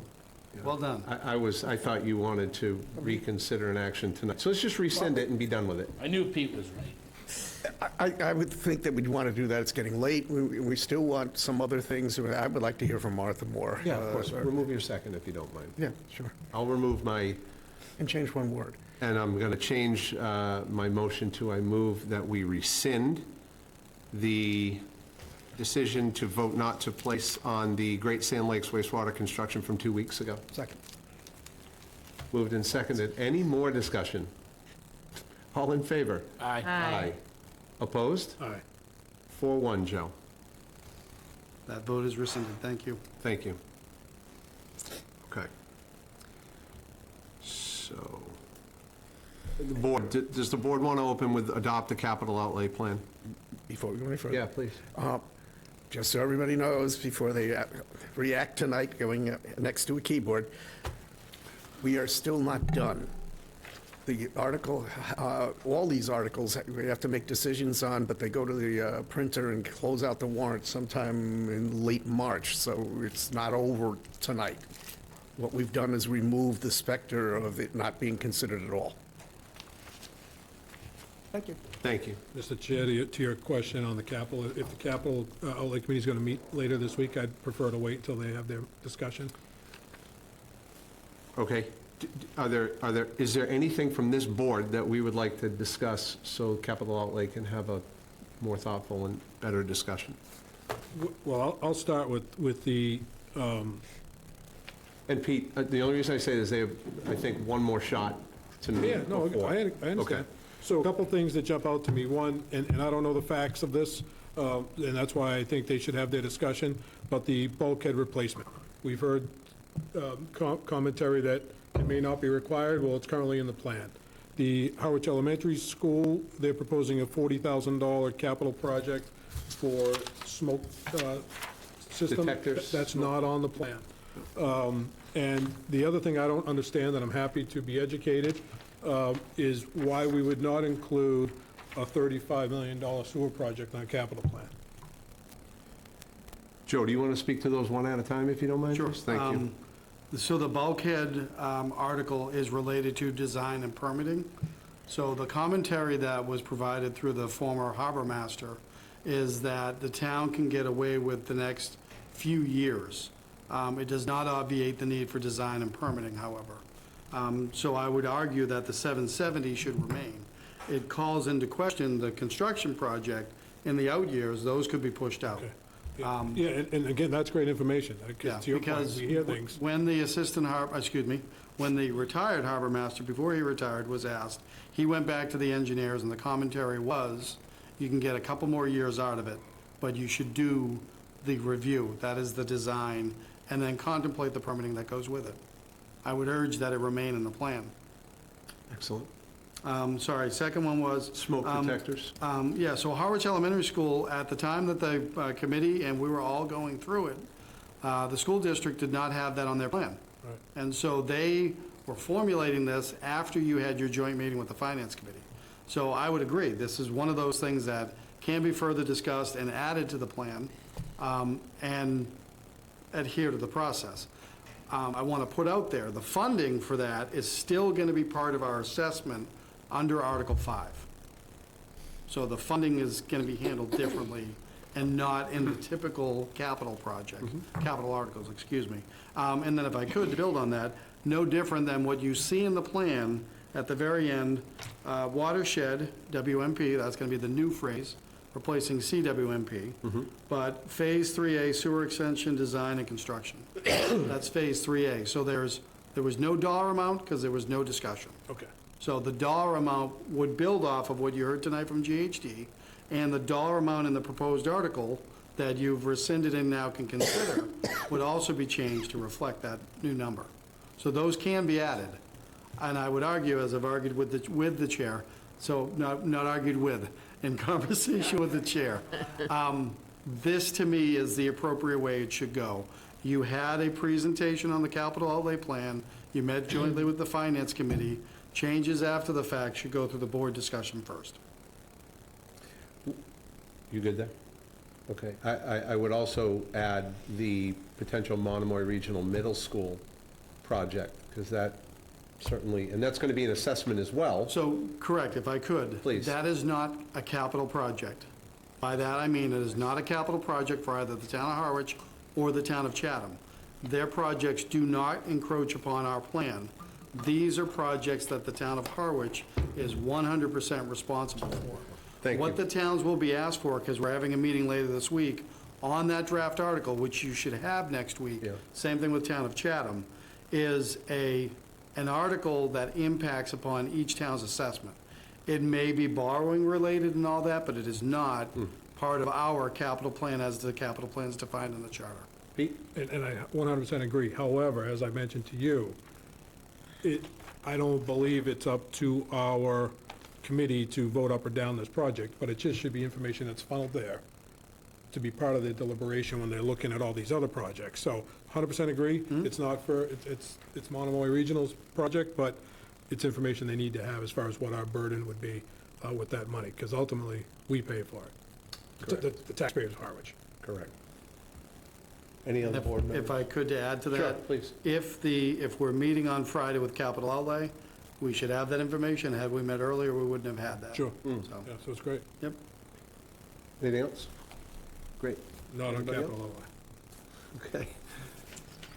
So if the board wishes to move past capital outlay, no objection, then what you'd be going to then is elected officials' salaries. So I want to go to, well, I'll yield. Joe, I'm going to, could I stop you real quick? Sure. Martha, is there anything that you'd like to say? Please. Yeah, sorry. But I mean, you've hung in here this long, and I don't want to buzz over you here. And we appreciate what you do and you being here. Thank you. Martha Donovan, East Harwich, Chairman of the Capital Outlay Committee. As far as Monomoy goes, we don't typically review any of the capital items for Monomoy, and my only concern, if you all wanted us to, we certainly could, but at this late stage, we don't have enough information. I think you'd be better served by hearing from the 6 people from Harwich who sat on that committee. We just don't have that detail right now. We'd want to go over and see it. It would be a much bigger process. So, And to your point, I agree. I'm not looking for you to evaluate it. I just think you need that information, that there could be a $6 million nut coming our way. Right, To right. factor into your total deliberation. so when I get up here next time and talk about debt, I can add that one to it. Yeah, one more. Kidding, I'm not going to do it. Yeah, I just add my 2 cents in here, is because nonetheless, whether it's sewers or the assessment, I don't care what you call them, somebody in a house has got to pay their tax bill. And you brought up the capacity for borrowing before. I really love to make sure that within the context of what you do get to look at, that you understand what's going on, that Right. borrowing's a borrowing. I don't care what they call it. I will just say that big $250 million state-level capacity number, the way that the rating agencies look at you, they do not look through to Monomoy. They look at Monomoy separately. But to be honest, the only way Monomoy, they're not a taxing authority, the only way they can pay for their debt is through the full faith and credit of 75% of Harwich and 25% of Chatham. It just doesn't get added up and counted that way that I know of, when they sort of look at our credit rating. But it does when people get a tax bill in January. It just comes at us through a different mechanism, right? It comes at us through debt servicing. I'm running out of pockets to pay things out of. Hold on, Martha. Joe? At the risk of extending this meeting, let me put out there that is not how we go to the bond market. The commentary you just made. Oh, okay. The town has a preliminary and then an official statement. And that document's always at least 150 pages. And we cover everything, including debt that we are obligated through Cape Tex expansion or new construction. So let's not forget them, let's be fair and hit everybody, as well as projects with Monomoy. Okay. So that is covered in what we're talking to the bond markets about. Okay. Thank you. All right. And if I can just stretch this topic a tiny bit, 'cause I want to stay late. Sure. We're like 2 hours Motion to ahead of stay last late. week. You kidding Motion me? to stay late. Yeah. Let me call Mom. So I had a conversation with the town administrator a week or 2 ago regarding the debt schedule. And so this is really an ask, if you can talk with the town administrator about a future agenda item, because it potentially would require us to purchase a software program to create a debt schedule that would be useful to all of us, okay? Can we talk about And that extend tomorrow? even more? Yeah. It would be financial software, including debt. Yeah, Absolutely. exactly, right. Yep. Can you remember that for us tomorrow? I will not forget that ever. Thank you. Appreciate that. Thank you. Thank you. Okay, Joe, where are we going? So I would recommend that if you then look at the financial articles, so again, we're back to F1. There were questions about the numbers. I can validate the numbers that were in that. So you have placed F1, F3, 4, 5, 6, et cetera, without taking action on some of them. So some of them are presented tonight if you want to take action. Move that we accept and adopt the elected officials' salaries at the amount of $138,848.43. Second. Moved and seconded. Any discussion?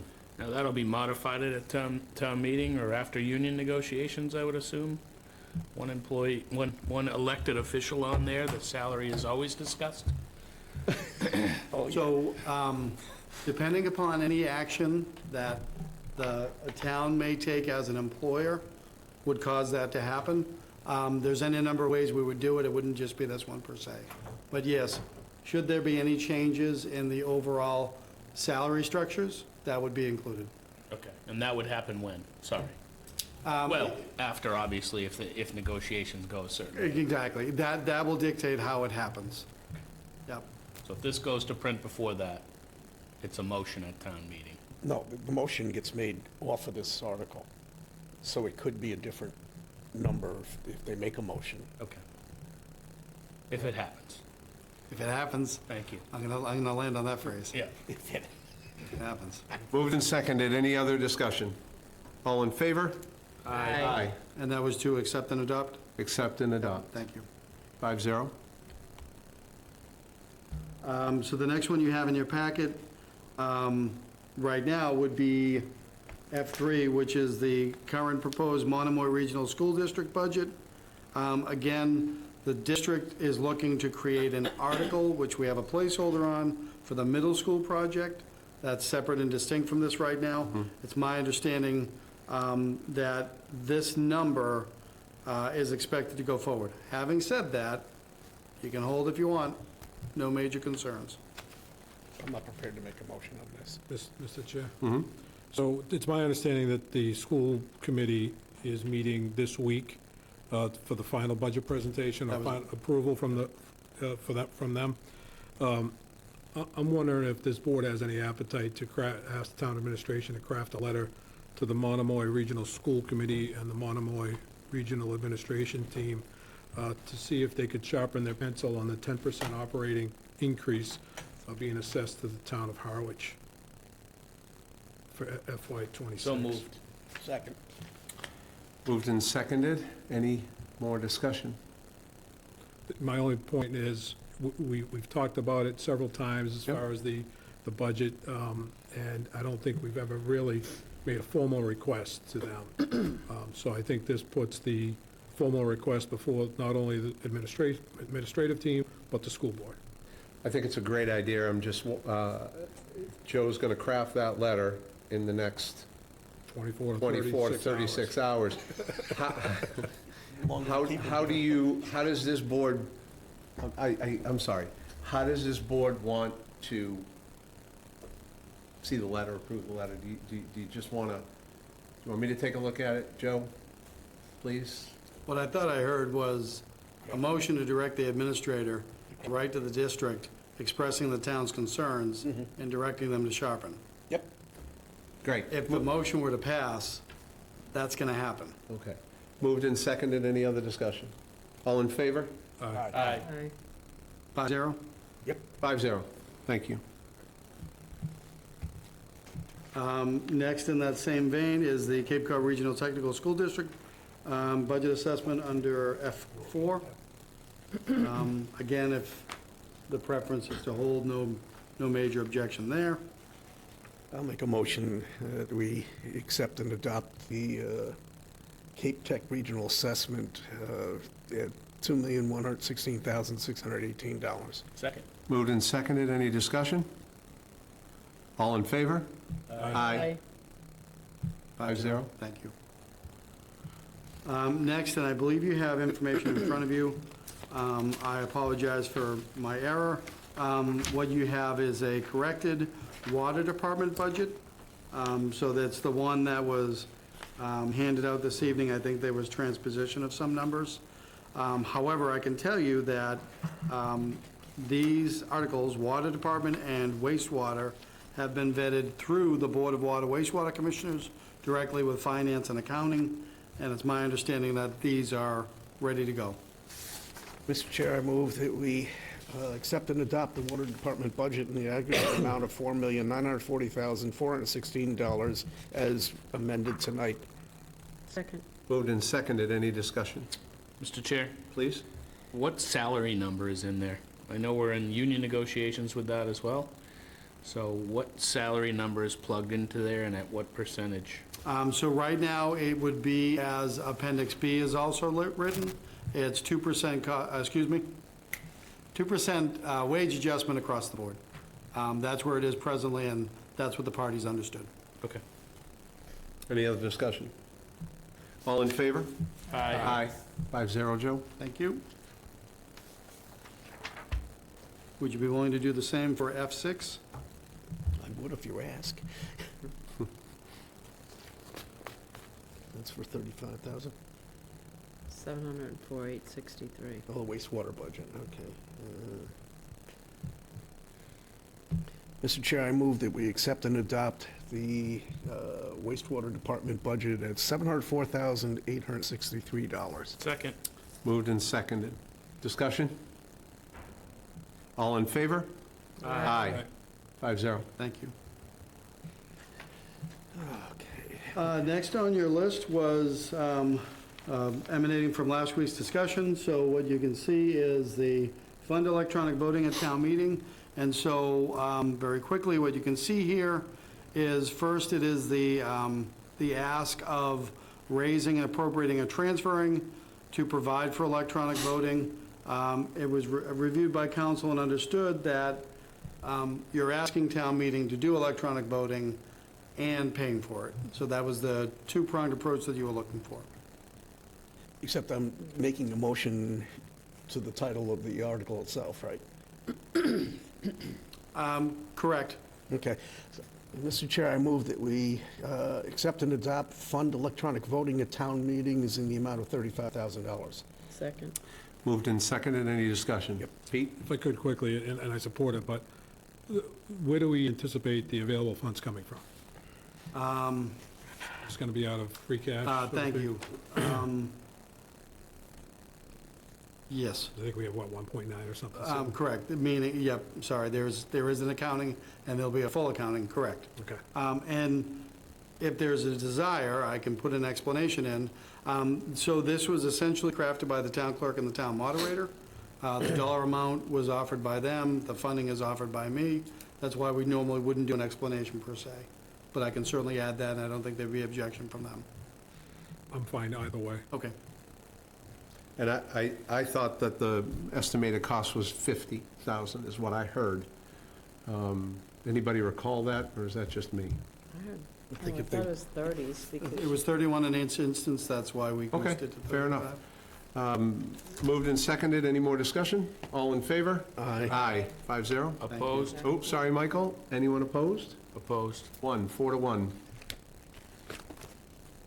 Mr. Chair, I move that we accept and adopt a fund for prior years' unpaid bills in the amount of $1,250.91. Second. I wanted Pete to do this with I'm just glad we're not paying to buy the Globe. the Globe. Moved and seconded. Mr. Chair, if I could simply say that was never the issue. However, I do want to thank my team for putting this all together, and it does help us clarify for everyone's benefit. Moved and seconded. Any discussion? Hearing none. All in favor? Aye. 5-0. Thank you. So we're good to go on treated wastewater? If I could just explain very quickly. So this is an article that was generated by GHD. It is one of the ongoing discussion items that we have. And so, given where we are with flow and flow going to Chatham, we now have to start making sure that we have the recharge of that effluent coming back to town. So the ask of the article is to fund the research for that purpose, and it would be done by GHD in concert with the work that they're doing on Phase 3 presently. In the explanation, I make reference to free cash. However, I want to be clear, it could be free cash, it could also be the special purpose stabilization fund for wastewater. This is the type of project that was envisioned for that funding source. Right now, it was just to put that in there for your discussion. There's no ownership or pride on which funding source the board's willing to go with. I like option B better. I'm with Pete. Yeah. Do we have to change the text for that, then, or? If you accept and adopt, the explanation will change to reflect the funding source. Okay, in that case, I move to accept and adopt fund site research for treated wastewater effluent recharge in the amount of $150,000. Moved. Second. Moved and seconded. Any discussion? With the anticipation that we're going to change the explanation. Right. All in favor? Aye. 5-0. Reluctant. Opposed. Well, you're doing the head shake this way, so you can't. I didn't hear anything. Out. Yeah. Okay. Mr. Chair, could you recall the vote? That's 5-0. Strong 5. Strong And again, 5. I'm making a A note that week 5. Strong 4, week 1. Special Purpose Stabilization Fund for wastewater will fund that. Thank you. You've already done your reference on rescinding. And then next what you have is Article G5. So this is the article that goes back to the presentation by the DPW director and the representatives from the Mass DOT. So this is the action that would occur. You can see the dollar amount, and in the explanation, the expectation is the funds would be taken from Chapter 90. So if there's comfort for that to be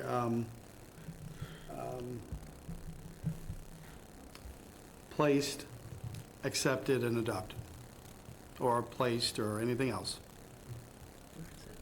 Which one are we on? So I have it as Revolving G5, funds. South Street, Main Street, and Sisson Road Safe Routes to School Project. Can you give me a page number? Yeah, That's not here. It's Sorry, not I in a- can't. Okay. I have hard copy. Our next So one is if- revolving table, fund but no, I don't have authorization. So what did you have? We had revolving fund next. I had revolving fund Yeah. next. Two revolving funds. Yeah. So we don't have, We don't have that I do on not have that one Not in on my the packet. agenda. At least here. So I have a revolving fund that comes after South Street, Main Street, and Sisson Road. Yeah. Yeah. Not All here. right? We don't have that. All right, we're going to hold that one out then. So then, I have annual departmental revolving funds authorization. However, if I could, I also want to draw your attention to the memorandum that's in the packet. Filed under the "you can't make this stuff up."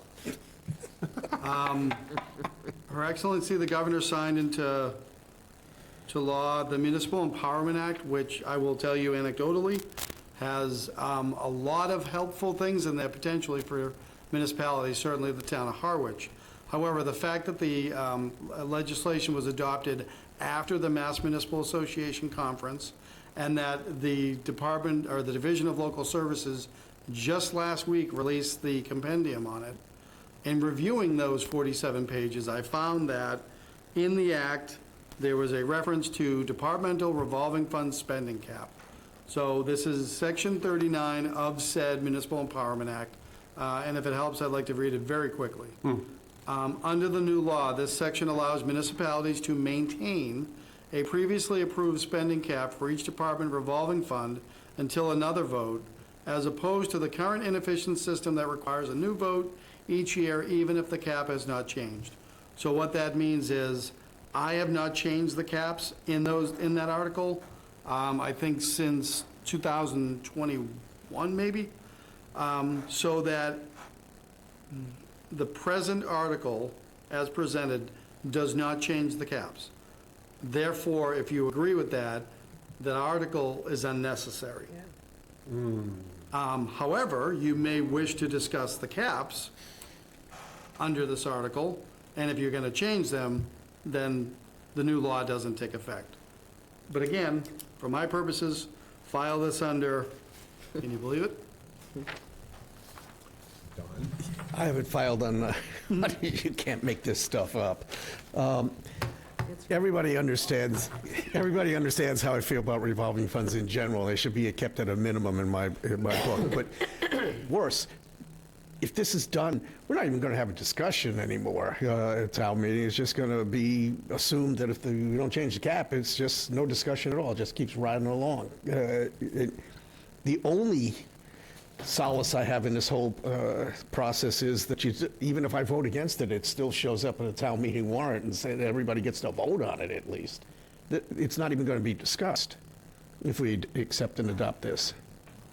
So you can presume that I'm not going to vote for it. We have the discussion on the 204 next week, or anyway, I believe, don't we? The revolving fund of the 204? If it's not the 17th, it was the 24th. Yeah, it's one of the two. It's going to happen in March of this year. Yeah. Yeah. So we can hold off on this one. The only thing I would add, though, you can see, so this is a boilerplate article that's carried over. I would like to be able to change the explanation because it is completely incorrect now. It is no longer statutorily required. And simply the explanation would read, the spending limits are the same as was voted for fiscal year 2025. All right, thank you. Hold, Michael? Go ahead, Pete. The only thing I would say is, you may want to hold off on that explanation, because if we take action to adjust them, that wouldn't be your explanation. Correct. So, I stand ready to modify the explanation as however necessary, whenever necessary. I would say despite members, plural, reservations on revolving funds, with everything else that's going on right now, diving into revolving funds, I'm not sure we're gonna get to on any level that would be of any intelligence. I guess 204, since it's a request and we've already talked about it once.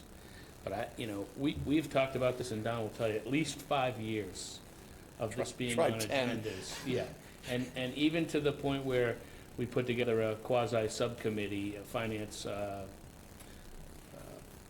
person and a select board member, and we got no recommendations back. So we talk, we don't like it, we don't like it, we don't like it. It hasn't changed. And do we really think that we're gonna ask department heads at this point to start diving into revolving funds ahead of town meeting?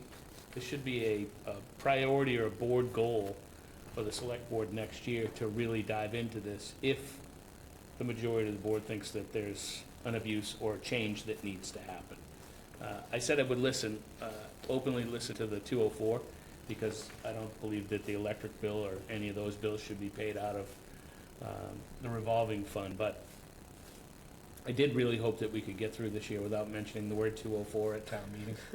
So hopefully we can get something done ahead of that, and to Pete's point, don't change the explanation, because if we do, that would be the one we'd look at. But we gotta be realistic about what we're actually gonna get done and get this thing on the town meeting floor, because like it or not, department heads rely on this right now, and a lot of programs in this town will be canceled if this gets butchered on town meeting floor. Mr. Chair? Please. Just to clarify, I'm not talking about that second part, Michael. I'm talking about leaving the chart in the way it's been and having people vote on it, and there's no real compulsion to change to a new system where it just disappears. No, and I only meant globally, Sure. not your past statement. I'm just saying, more I see no global. need for this particular thing to happen, at least right now. Okay. Because it does say allow, it doesn't say require. So we'll pass on that.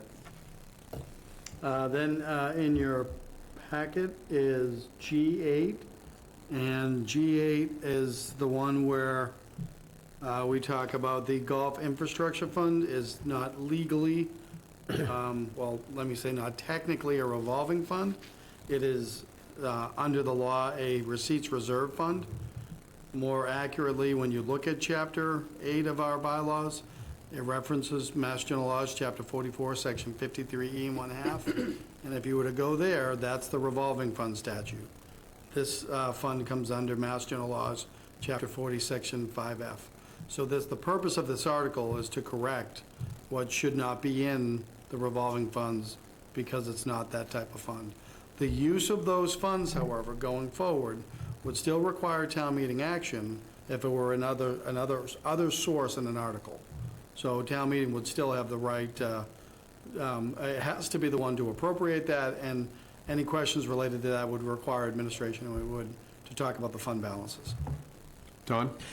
Mr. Chair, understanding that it's a special purpose fund and not a revolving fund, I'm going to make a motion that we accept and adopt, amend general bylaw, Chapter 8, departmental revolving funds as they relate to the Golf Infrastructure Fund. Second.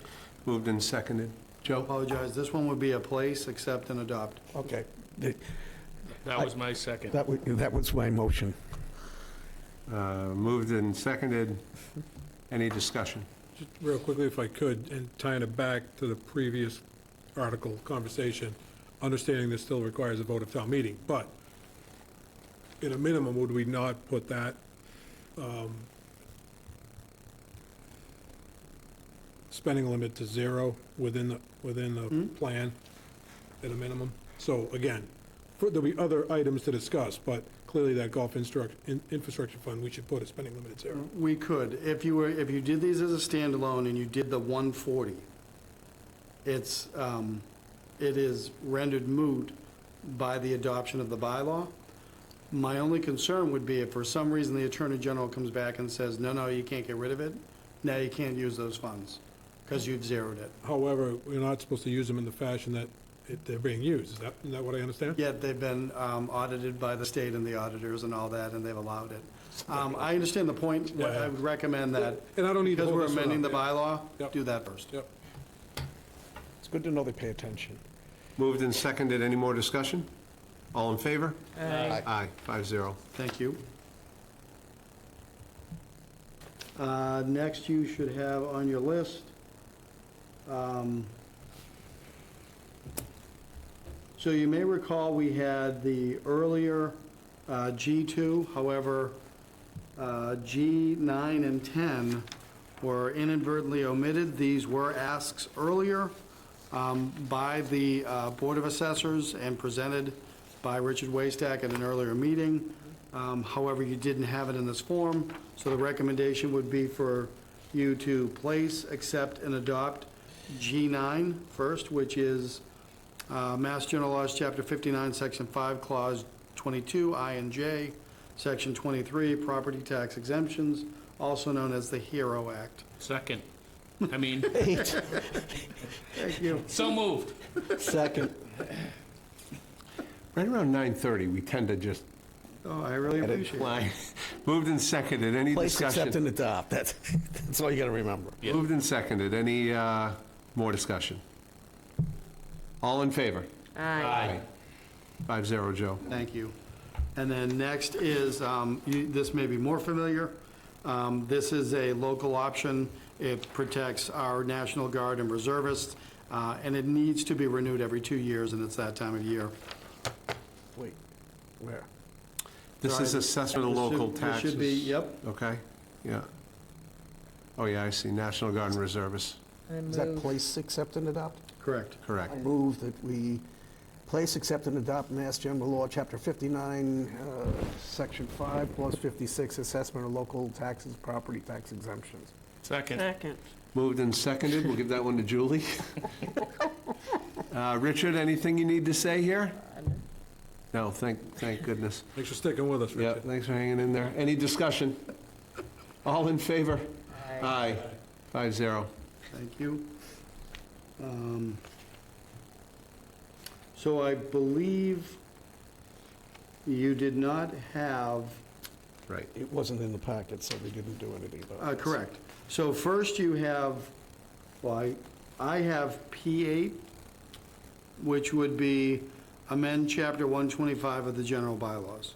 And just so you know, when you say P8 and Q10, we don't have that.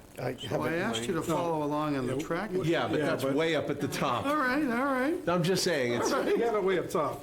And you too can have all the paper you want. quiet down, Don. So, My program, what page was the last one? this one's page this one's 1005. 104 or 516, I can't even. 104 out of 516. 104 of I got the One tracking up in the second Yeah, packet 104. open, so I can see them both. So I'm 104 out of following. 516. Thank you. It's all right. I don't know what you have next. I can talk to whatever you got. We have the petition article amend Okay, all right. We have that 125. one. We just don't know that it's a P whatever. Sorry. So this one Petition. has obviously been placed, but you didn't have the content. The petitioner, Mr. Birch, was kind enough to present. And you can see, I just want to point out, he has the format, so you can see where it says explanation, and then the explanations are more in-depth on the two items. In any event, you have placed it, you did not have it in front of you, so now the question would be if you're going to take any action supporting or not. Oh, I know. We have a motion to place, accept. It's already been and adopt. placed. It's Oh, it been has, placed, okay, yep. so, Accept motion to and accept and adopt, anybody? Yes. I move that we accept and adopt, amend Chapter 125, delete Article 2 and Article 4 of previous town meeting votes. Second. Moved and seconded. Any discussion? All in favor? Just briefly. Oh, sure. Sorry to keep going. This article, the past articles have done nothing to save the town of Harwich as presented on town meeting floor. All it does is punish businesses and send them to other towns to buy their plastic water bottles and their to-go food containers. So there was a backlash after town meeting on this, once people finally realized that they couldn't buy their plastic water bottles in Harwich. So I wholeheartedly support this. Thank you, Don.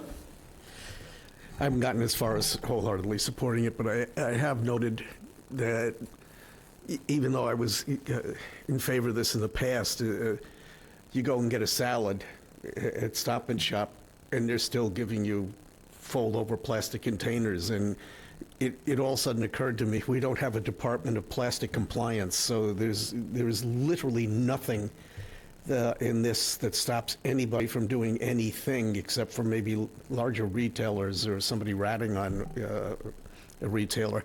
I'm going to wind up abstaining because I'm torn with this, but they got to come up with something better if they want to. And I don't know that I want the businesses to understand that everybody's cool with this, because I've gone to a lot of places that have corrugated cardboard turnovers, and they may want to consider this part of their marketing about when you get takeout from us, because there's a number of restaurants here that have already converted over to this, and they don't seem to have a problem with it. But I have a problem with the fact that it can't be uniformly enforced. Any other discussion? I'll just go on record to say that water is not better in a box, regardless of what they print on it. Not better in a box, not better in a metal container either, and I'll say that. Like a Dr. Seuss book. All in favor? Aye. Aye. One abstention? Yep. 401. 401? Thank you. Yeah. What do you have next?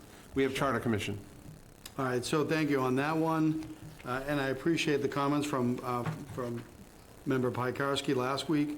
So the town clerk was kind enough to share with me the references. So Mass General Laws, Chapter 43B, Section 8, which is what's going to be governing the home rule statute process and the election of a charter commission, should they be so elected, is that in a town of 12,000 or more, the sum of $5,000 is, and let me find the phrase specifically,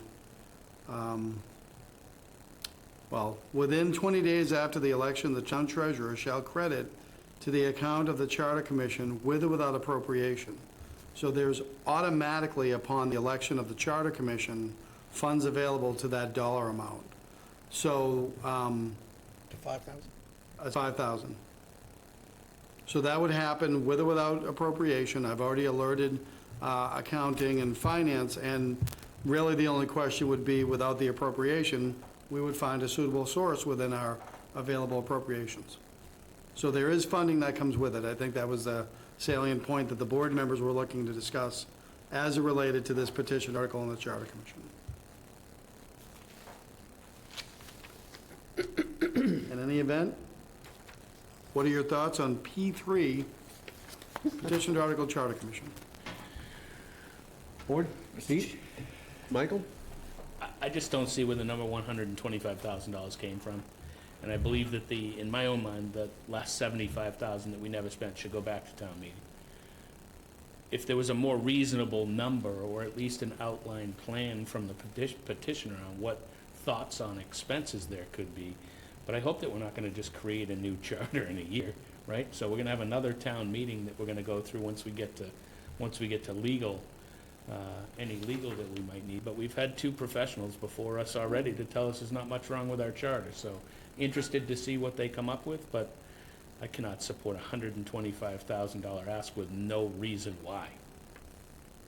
Can we have her back to explain? How's the board feel about that? Requesting the petitioner come back? To explain her ask? I don't have a problem with that, but I'll elaborate if I could. Yeah, please. I understand Selectman McCaskill's rationale and can't really argue with it. However, with that said, I think if the motion on town meeting is done appropriately, it will identify that 75,000 as being some of the available funds, in which case it gets a blessing from town meeting. The reason I won't support the 125 is because we have the 75 available, and again, to Selectman McCaskill's point, we're gonna have another town meeting. And so if additional funds are needed at that time, happy to supply it when necessary. But until then, because we can't modify this article, I wouldn't support the 125. Julie? I'd still like to hear a little bit more on what they intend, to do with that. Sure. I don't have a problem bringing her back. Built. Yeah, and I don't have a problem bringing her back, but I'll echo Mr. Pekarsky and Mr. McCaskill's sentiments. If the state mandates a $5,000 funding, then they probably know more about it than I do what's required early. Joe? If I may, I'm familiar with this statute and this process from other communities. And the intent of this is that if the town desires a charter commission, they have funding immediately. And it's meant to be right off the bat clerical, which in part could help for any future articles and all that stuff. So that's where the statutory reference comes from. It's the understanding that if a town is taking the step of electing their charter commission, that they have the right to have funding made available immediately. That's the whole intent. So we bring the petitioner, you want to punt this and bring the petitioner back before We we... still have 2 weeks to You can ask. decide. I'll reach out to Sandra tomorrow and ask. And then I believe, last but not least, is Historic preservation.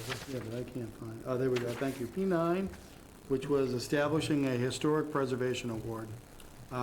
Similar to the earlier one, petitioner was able to provide content. This is his language, and the question now comes to you of how you wish to treat it. It's already been placed. Mr. Chair, I move that we accept and adopt petition article establishing historic preservation award. Second. Moved and seconded. Discussion? My only discussion is, it says zero cost, but I assume there's got to be some cost for the award. We're going to Plaques volunteer for the frame, free. weren't you? Plaques for free. You're going to provide the frame. Yeah, that was my question. I don't understand this. Yeah, I just have to imagine there is some cost, and I don't imagine it's a great deal of money. However, we should have a dollar figure so that we can appropriate some funds for it. Otherwise, But he can't change this. Well, if we vote it, there's zero cost. That's what Zero. I'm saying, he can't So change this. there's no net loss to us. Well put, Michael. Be a bake sale. Moved and... Okay. Did we have a second? There's a motion I and made a a second. Okay, moved and seconded. Is properly. All in favor? Don't say I donate the frame. All in Write a favor? check. 5-0 for the zero cost plaque. It's another fee. Gladly pay you Tuesday. He's talking about. Contracts. This long. Mr. Chair, Please. I move that we approve a contract extension request from Partner Solutions General Contracting Corporation for seasonal comfort station cleaning in the amount of $57,575.20. Second. Moved and seconded. Discussion?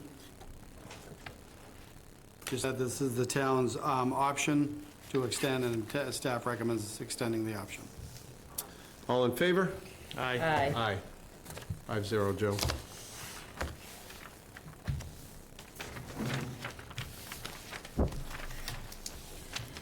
Motion to adjourn. Oh, my God. Okay, we're an hour Don't and... say anything. Trying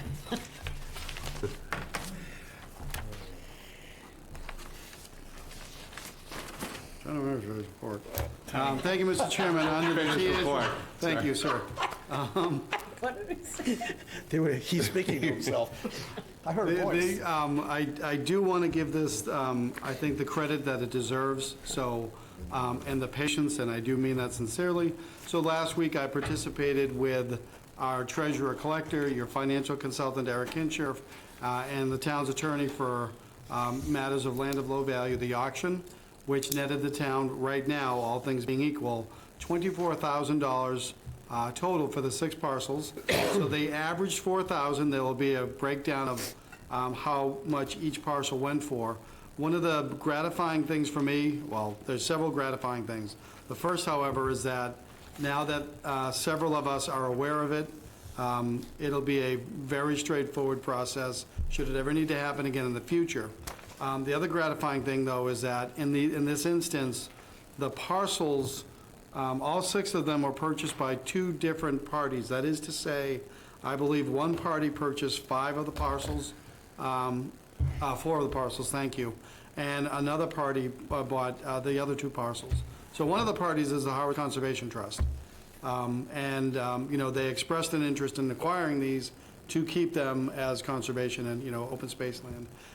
The other party I wouldn't name yet because they're private citizens, but they were fantastic. And what they explained was these were the parcels that were predominantly around Bank Street. They live on Bank Street, they own property there, they've been great stewards of their property, and they look to acquire these for the very same purpose that Harwich Conservation Trust was intimating as well. So I think all in all, a great process, and again, thank the board for their patience and letting me get the team to get that done. So $24,000 more, all things are trending towards closings on April 7th. And so thank you for that. Excellent. Select Board report, Pete? Nothing. Don? Nothing. Julie? Nothing. Michael? Nothing. I'm just going to say that we... I am.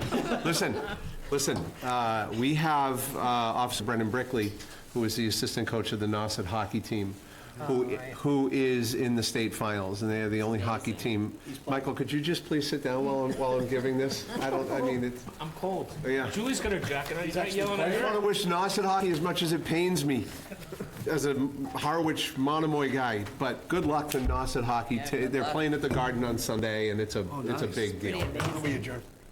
Second. Moved and seconded. All in favor? Aye.